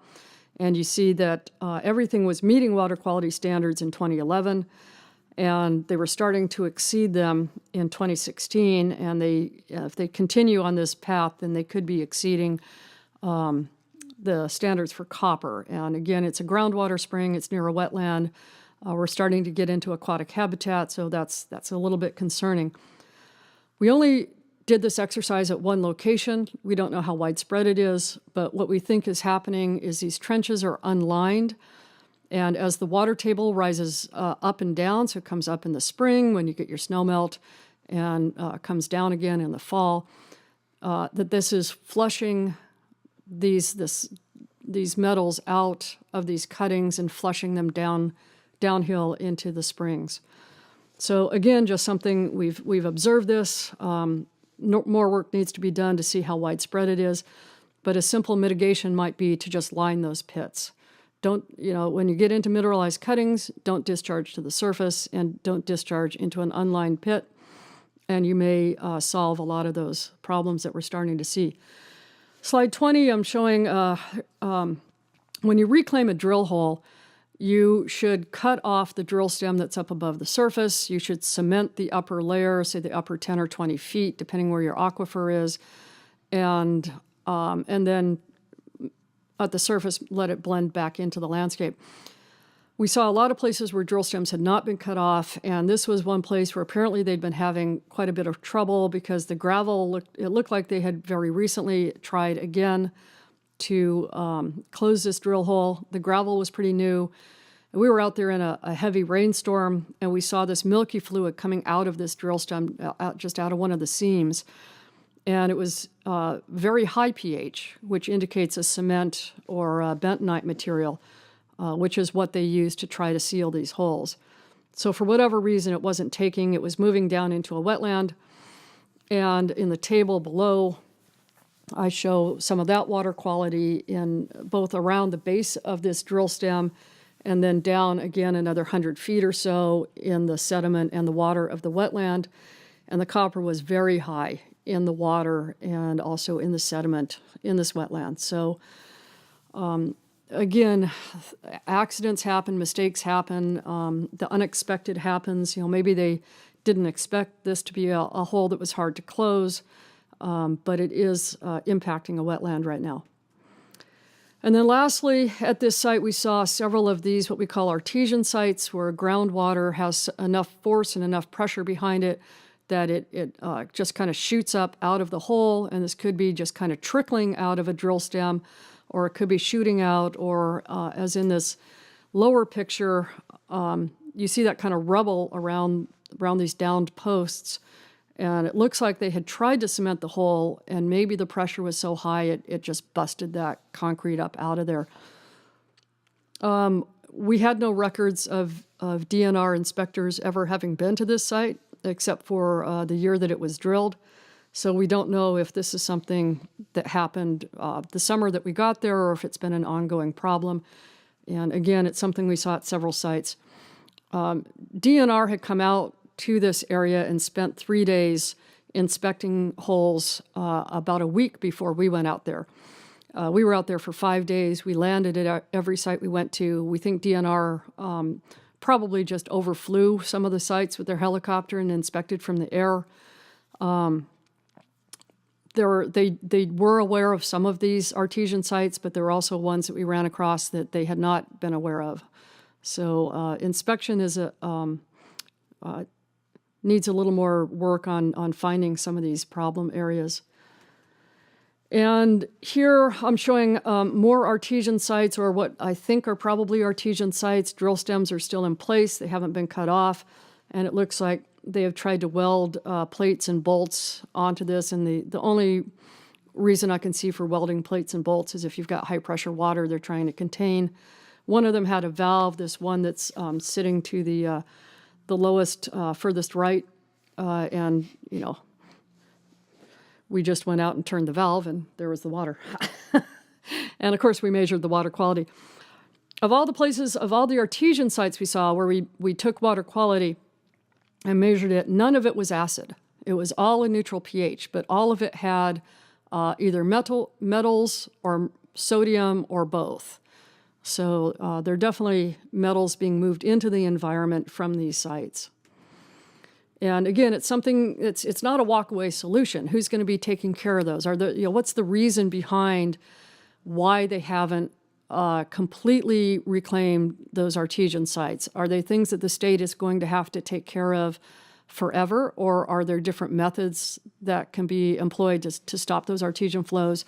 You know, I don't know what the reason is why those haven't been completely fixed yet. Now, on slide 23, I show a hole that was drilled in 2005. There's water around it. We have no idea if that water came from the rain. DNR had flown over this site again the week before we were there, and they said that it looks like it's just ponded rainwater, maybe some shallow groundwater. But they never take any samples. They never take any water samples or sediment samples, soil samples. They never even tested those cuttings. We don't even know if they knew that those drill cuttings were on the surface. If you collect a water sample and sediment sample from these sites, you'll know if it's rainwater or if it's water coming out of that pipe. And in this case, the water itself was rainwater, but it had, at some point, it had been artesian. Whether it still was or not, we don't know. But the sediment was very, very high in copper, and this is not an area where the mineralization is at the surface. So almost certainly it had come from that pipe at one time. We did see about half the sites we went to did have really good reclamation, and we were targeting areas that we knew had had problems in the past, or we had reason to think were near water bodies, and we wanted to check whether they were problems. So certainly there were a lot of good reclamation was going on, but there were also problems that we need to learn from and learn to make sure we don't do those again. So slide 25, mitigation. I've already mentioned all of this. Don't discharge onto the surface if you're in a mineralized section of your hole. Line these sumps when you are in those. Settle the cuttings out and line sumps, and also keep records of where the waste disposal goes. The regulators weren't finding some of these because they were disposing of these drilling muds up to 1,000 feet away from the site. And you don't necessarily know where they are or where to look. Inspection needs to happen not only while they're drilling the holes, but also years later after closure, and sometimes many years later, to make sure that those drill holes are staying closed. Determine the cause behind the failures. That can help a lot in figuring out how to close the next set of holes, and also determine whether environmental harm is actually occurring or not. Some of these may look bad, but maybe there really isn't much harm in them. So that's some mitigation to start thinking about. For underground mining, I'm going to show just very briefly what a mine operation looks like. You start with, once you've done your exploration and you want to actually start a mine, you decide if it's going to be an open pit or tunnels. You start pulling this ore out, you blast the rock, you get it to the surface. A geologist says, okay, that rock has stuff good enough to mill. That stuff isn't. The stuff that isn't is what we call waste rock, and that starts to go into these large piles that can be eventually hundreds of feet high. The the ore, the material that can go to the mill, gets processed, it gets ground up and submitted to different reagents. And again, that also has a waste product. Only a small amount of that actually goes to market.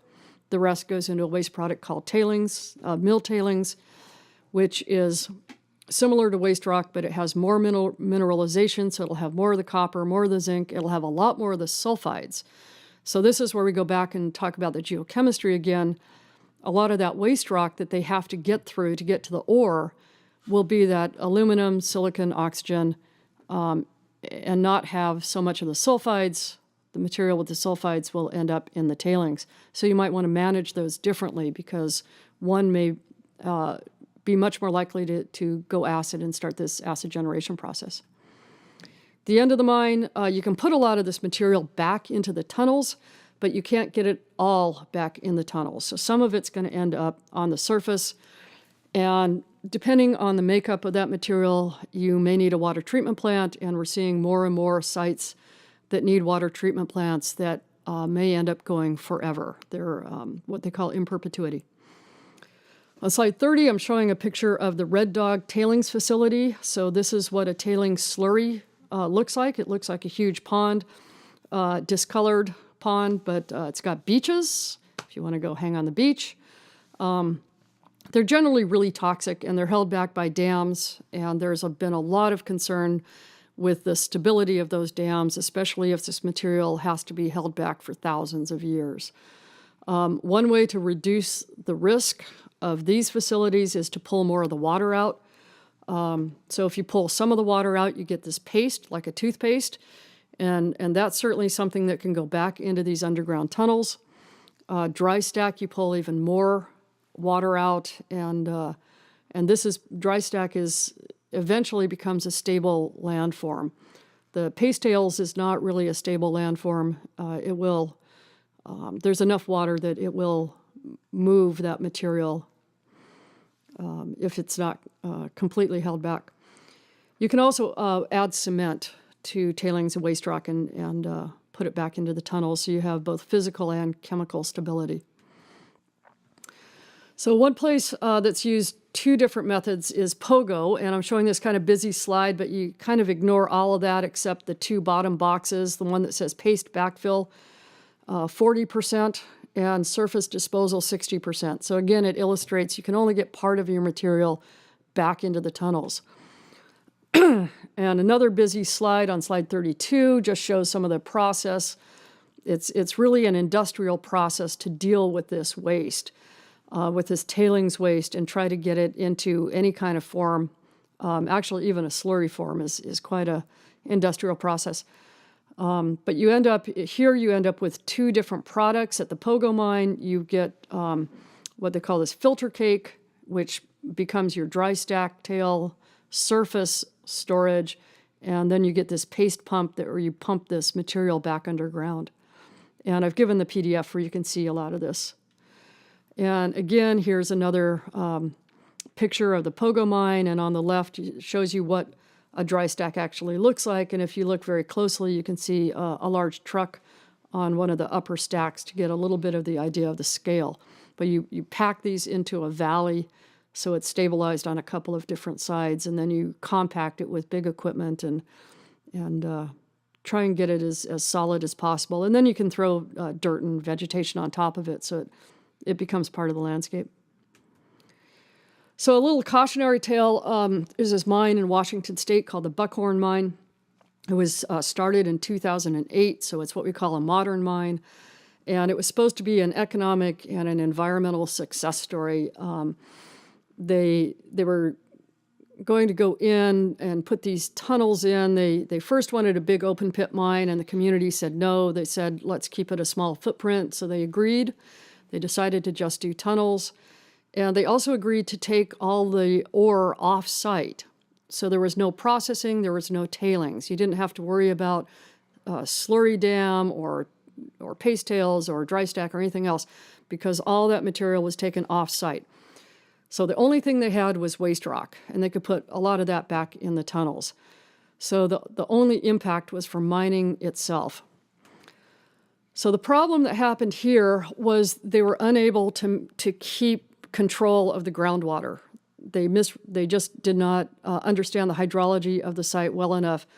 So within the first year, they had a lot of violations of their permit. They had to change their water treatment plant. In their second year, they had 91 violations of their permit.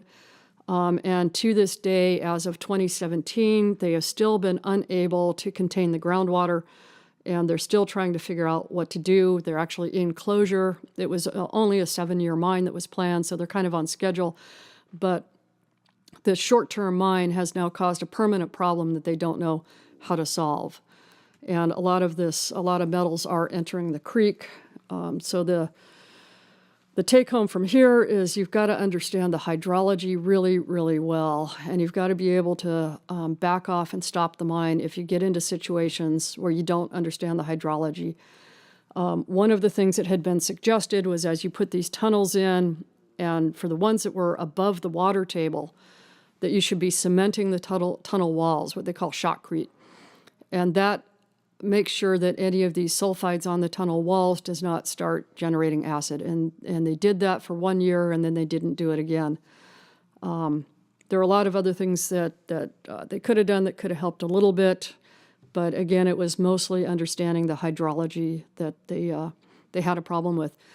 This particular site, there was a stakeholder group that worked with them, and part of the agreement with the stakeholder group was that the mining company would share their monitoring data.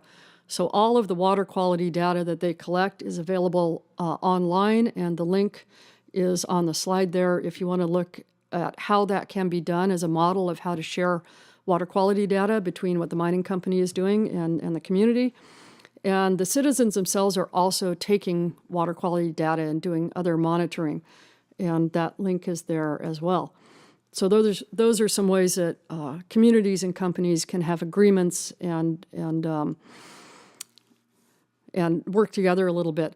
Another thing that was innovative that particular group did was they had an agreement which was a legal court-ordered agreement. Well, it was legal, ended up being upheld in court later, that any of the water that came off the mine site had to be the same quality as the streams it went into. And that may be unique in the nation.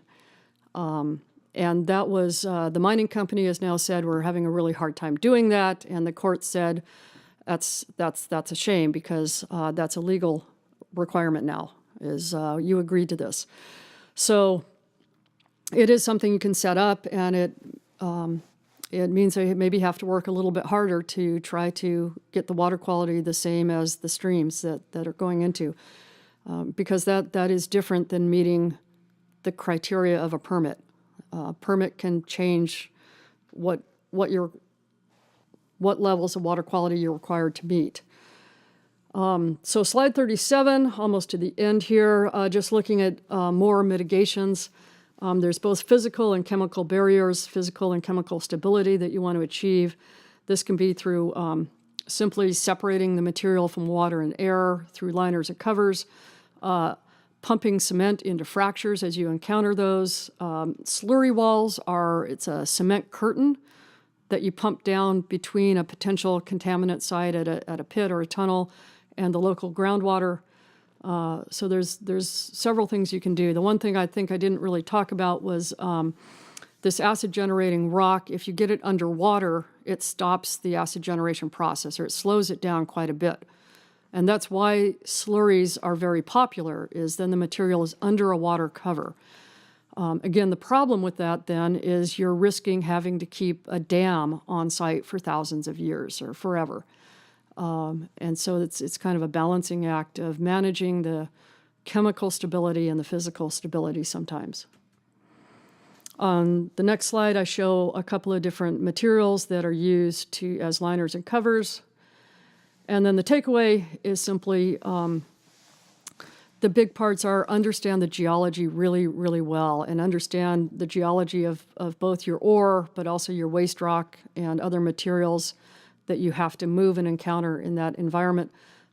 You've got to understand the hydrology, the groundwater as it moves through the bedrock underground. That's a safety issue.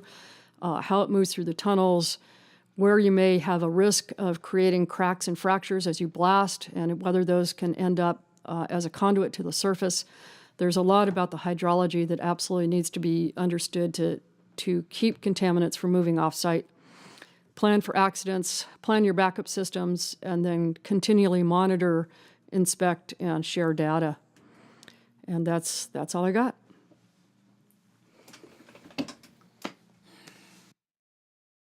Russ and Cindy, I want some of those cartoons for my own person use, especially the Mickey Mouse one. I'm a geologist. I've spent 8 years at Red Dog Mine, which is open pit, so it's always fun to see what's going on with new information for underground. We have, and that was information rich, by the way, so I'll probably have to settle on you for a while.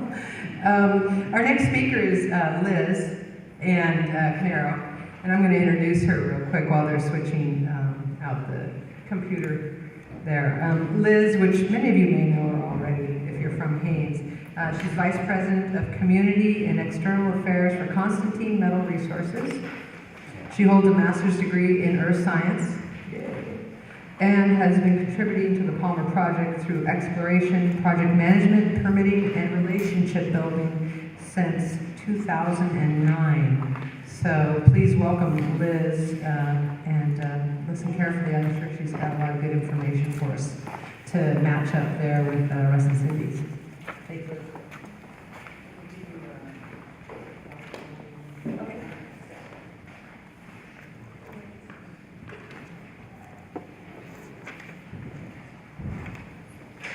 We will give this a try. A little shorter here. And I guess we're a little behind schedule, guys. Is it okay? It's still 45 minutes for this one? We can hang in there? All right, let's do it. Thank you for the introduction, and thank you, Cindy and Russ, for putting together that awesome presentation, because I think it will now lead really well into what I'm going to present to you today. I will try to maybe tone down some of the technical I was going to put in so we can kind of mix it up a little bit for everyone, but you guys know where to find me. I'm around to help add some more detail later. So I'm going to switch it up. Some of you have seen my presentations in the past. I've added some new things in, and you might be looking at the slide and wondering what is this? We've never seen this slide before. This is not Haines. So I'm going to start off a little bit differently and not talk about the Palmer Project. I'm going to talk about me for a little bit and just let you know a little bit of my history and where I came from, because I didn't grow up in mining. I didn't really know anything about mining until after university. And it all started for me here, which is a little gold mining town in Brazil. And I spent a year as an exchange student there after high school. And I grew up in Fargo, North Dakota, farmland everywhere. My parents had nothing to do with mining. My mom's a nurse, my dad's a city planner, and didn't really even think about it. And then as I was traveling around Brazil, Brazil has a lot of mines and a lot of really rich mining history. And so I traveled a year around there and got interested in maybe taking geology in university and becoming a geologist. And even then when I took geology, I didn't think I'd come into mining, but I did.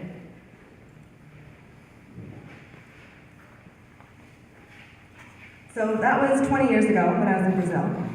And fast forward, this is 2009. This is the first day I stepped foot in Haines. And you can see we drove down the Haines Highway, stopped on the river there, and looked across the valley, and the mountain in the background there is where the mineral deposit is now located.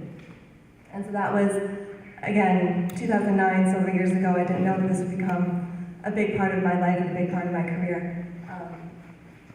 But over the last number of years, I've really learned a lot about the project, but also a lot about Haines. And I just wanted to say thank you to everyone here who's really opened the door to me and to the project to help us build the foundation for moving forward. And over my career, I've worked a lot here in Haines, but I've had the opportunity, this is me working underground. I've run drill programs, working underground in an exploration project. I've had the opportunity to travel the world and tour. This is a large, very, very large open pit mine in Indonesia to see how other places work on things.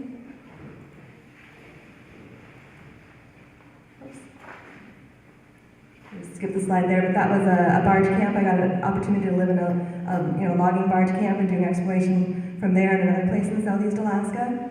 This is, oh, there it is. That was my first experience in southeast in 2007 and 2008. I worked down in Prince Wills Island. And this is Northern Ontario. I've also worked in the north. This is minus 40-degree weather, working on a lake. Those are ice roads that I learned to build and learn how to operate drill rigs on ice and drill through lakes. And that was another interesting experience. And this is a mining town in Northern Ontario. Timmins, they have lots of active mines. I got an experience of working several years in Ontario in a community where there are several First Nations, there are several small towns. There's a lot of industries there. There's logging, there's fishing, there's snow machining, and a lot of active mines right in town. Some of them are open pits, some of them are underground, and I got an idea of what it's like to live in a mining town. But I've also done more than geology in my experience. Slow down? Okay. I'll do my best. And I got an opportunity to work also on our environmental programs. And so working with all of our consultants and learning about water quality, fisheries, wildlife, hydrology. This is up top on the mountain where we're working. These are some of our biologists doing some bird studies. And I got to go camping with them for the night and learn how they make their observations. I also get to be involved in the financial aspect of the industry and learn how the stock market works and where the financing comes from and how the businesses are developed. And so this is one of the investment conferences that we go to. And part of the job that I really love, and which is why I'm doing what I'm doing today, is working with communities. And this is Waukesha First Nation in Northern Ontario, where they have built core logging facilities and core storage facilities, and we work with them to train up some folks and restore our drill core from Ontario in their facility now.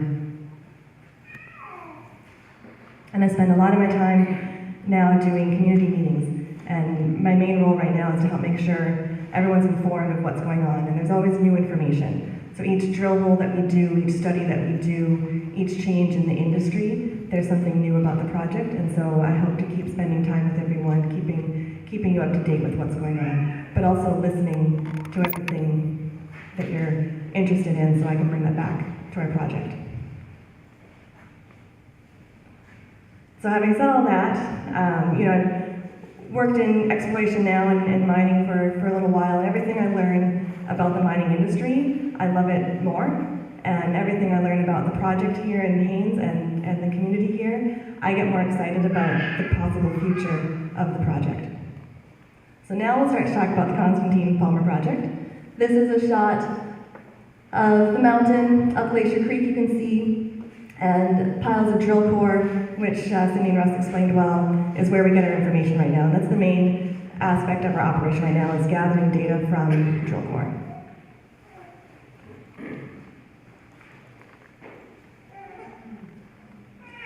So for me, coming from a geology background, when I look at the mountain and the deposit, I see minerals. I see a mountain full of copper, zinc, gold, silver, and barite. There's several minerals in there that are of interest to us. And when I also look at it in the potential mining style, I see, oh hey, this could be mined with underground mining methods. This could produce a mineral called sphalerite and a mineral called chalcopyrite, and from that they could be processed into the elements of copper and zinc. And copper is something that the world uses for pipes and wires and all electrical things, but also the modern electrical things like electric cars and wind turbines. And then sphalerite is a mineral that gives us zinc, and the main use for zinc is to galvanize things and to prevent rusting for guardrails and fences and boat anodes. And you'll see, I threw up here, I doubt you can read it very well, but at the very bottom there's fine print. That's the kind of fine print that just explains what Cindy and Russ just presented, all the technical detail behind the number. So when I say I have a mineral resource that's inferred, it's 8.1 million tons large, it grades 1.4% copper, 5.25 zinc, 31 grams silver, 0.3 gold. All those numbers come from what they just described of that detailed process calculation, and then the fine print below qualifies that statement because we're making estimates based on certain metal prices, certain NSR cutoffs. And so when you see that fine print, it's just an indication of it comes from a larger document with those details that everyone uses to analyze where the project is at.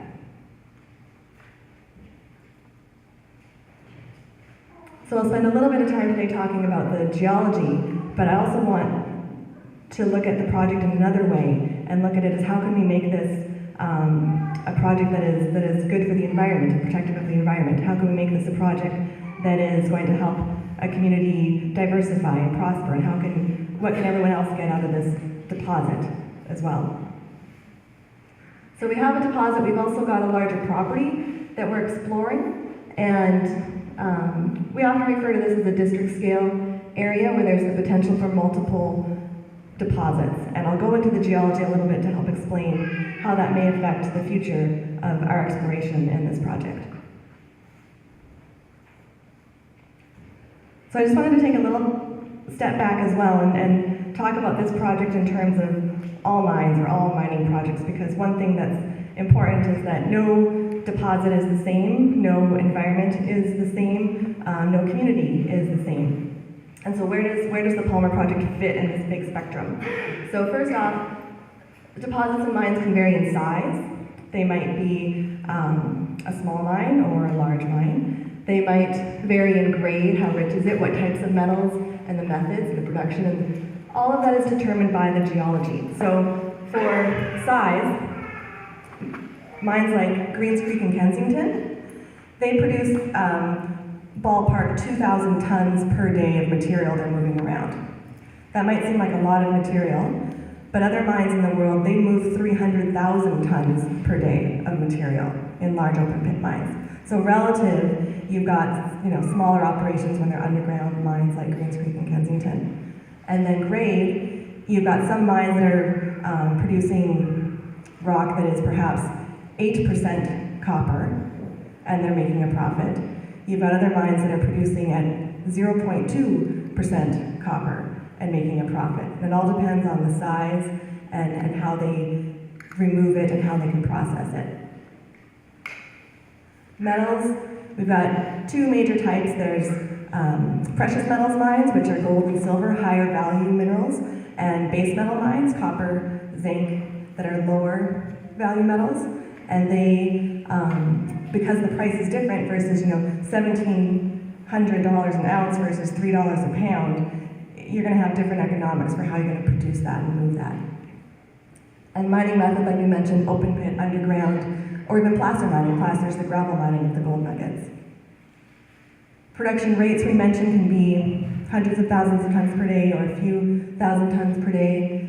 And mine life is also something that you can that can vary, and often you'll start with a plan for maybe a 10-year mine life, and through exploration you'll continue to find more mineralization and maybe extend it into a 50-year mine life or a 100-year mine life. And often, if you find more mineralization, it may not change your rate of production, it'll just extend the mine life. In other scenarios, if you find more mineralization, you may end up boosting the production rate to get more out in a given period of time. And then, very important to all of this is the natural environment. What kind of weather is around? How rainy is it? What kind of rocks are you working in? Is there mountainous terrain? Is it flat terrain? All of those factors go into a mine plan, because it will, not only the geology determines things, but your natural environment, as well as your location. Are you 200 miles from a road system, or are you on a road system, or far from power? Is there potential for adding power to the grid or not? Those things all determine the future of exploration projects. So, going back to the Palmer project, where do we sit? It's high grade. So we're looking at something that's not 0.2% copper, we're looking at something that's 2% copper. So orders of magnitude richer is what's called a high grade deposit. And those are amenable to underground mining methods when you've got the right geometry and topography, which is a smaller footprint. It's more selectively mined versus mining in a bulk method. Metals, we've got a mixture of metals, like Cindy and Russ mentioned. So the bulk of the deposit, though, is copper zinc. It's really a base metal copper zinc deposit. There's a bit of gold and silver, but it's kind of an added bonus. It's not a gold-silver mine. So mining methods, we're looking at something that would be amenable to underground with a production rate that would be similar. This type of deposit is often mined around the world at maybe 1 to 5,000 tons per day. These are generally smaller mines that are higher grade. So that's where the Palmer project sits in sort of the bigger spectrum that I wanted to outline before we move on.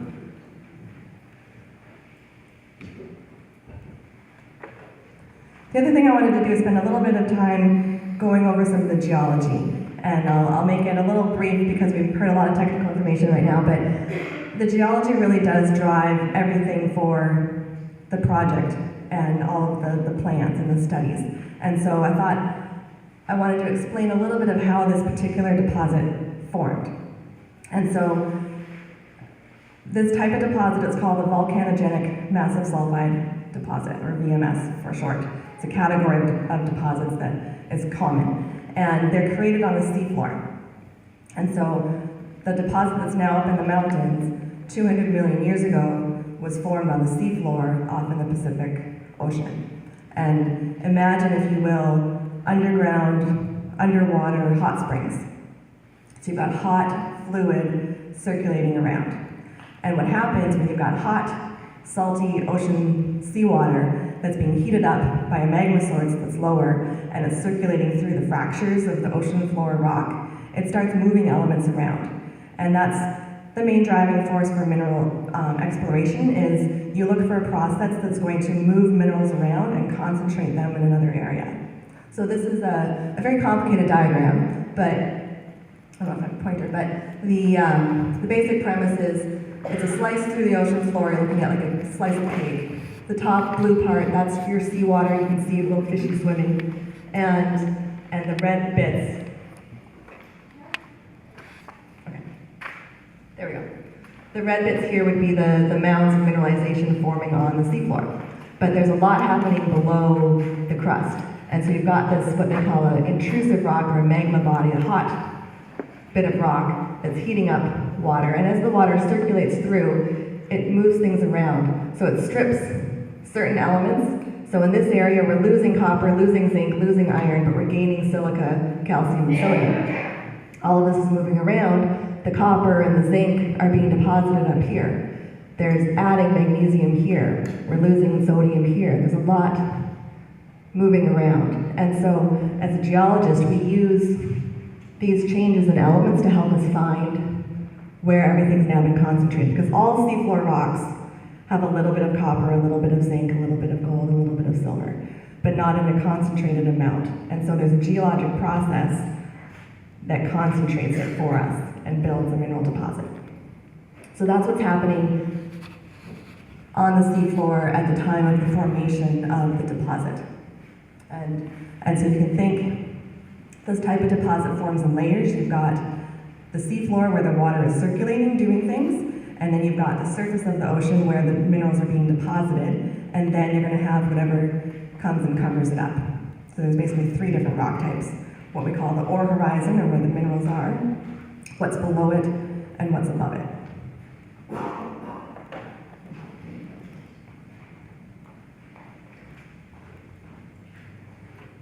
So this process is happening all the time. It's happened for billions of years. You've got some deposits of this type that are billions of years old. You've got some that are forming today on the seafloor of the South Pacific, actively forming new deposits. And this is a map of the world highlighting where these deposits are concentrated. And so these VMS deposits or districts, they're major sources of zinc and silver in the world, and they're also important sources of copper. And you can see that they form all over the world, but in certain concentrations. And so West Coast, North America has a lot of these. The Canadian Shield is full of them. Scandinavia, Sweden and other areas are full of these deposits. There's some through Europe and the Middle East. And then Southeast Asia, and a lot in Japan, which really helps explain also where some of the expertise comes from, as well as where these companies are coming from that are able to explore and operate these mines.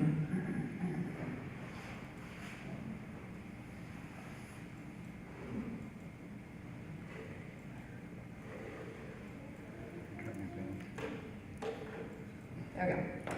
And this is a graph of some of these various deposits, and on on this side, we're looking at the size. So these would be small ones, these would be large ones. And then we're looking at grades. These would be low-grade ones, these would be high-grade ones.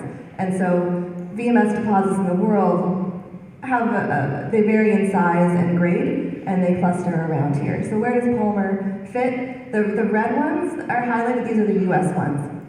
And here you can see number 10, Greens Creek. That's over here. It's pretty large and it's pretty rich. It's a great mine for the area. Where does Palmer sit right now? We have about 8.8 million tons, so we're just about here. Our grade, if you add in the copper and the zinc, we don't have any lead. We're around here, so we're kind of in the middle of the lot as far as VMS deposits around the world. And we're still exploring, so we hope to get bigger and maybe higher grade. This is a map of Alaska showing some of these deposits as well. This is all from a USGS publication. So you've got some VMS deposits up here, Arctic Bornite, Ambler District up here. There's a lot all across Alaska, but a lot in Southeast.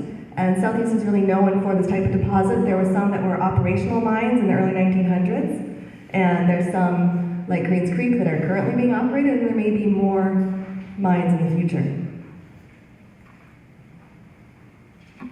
And looking at the lower 48, you've also got certain concentrations in California. Blue Moon is one where my boss Garfield worked at for a while.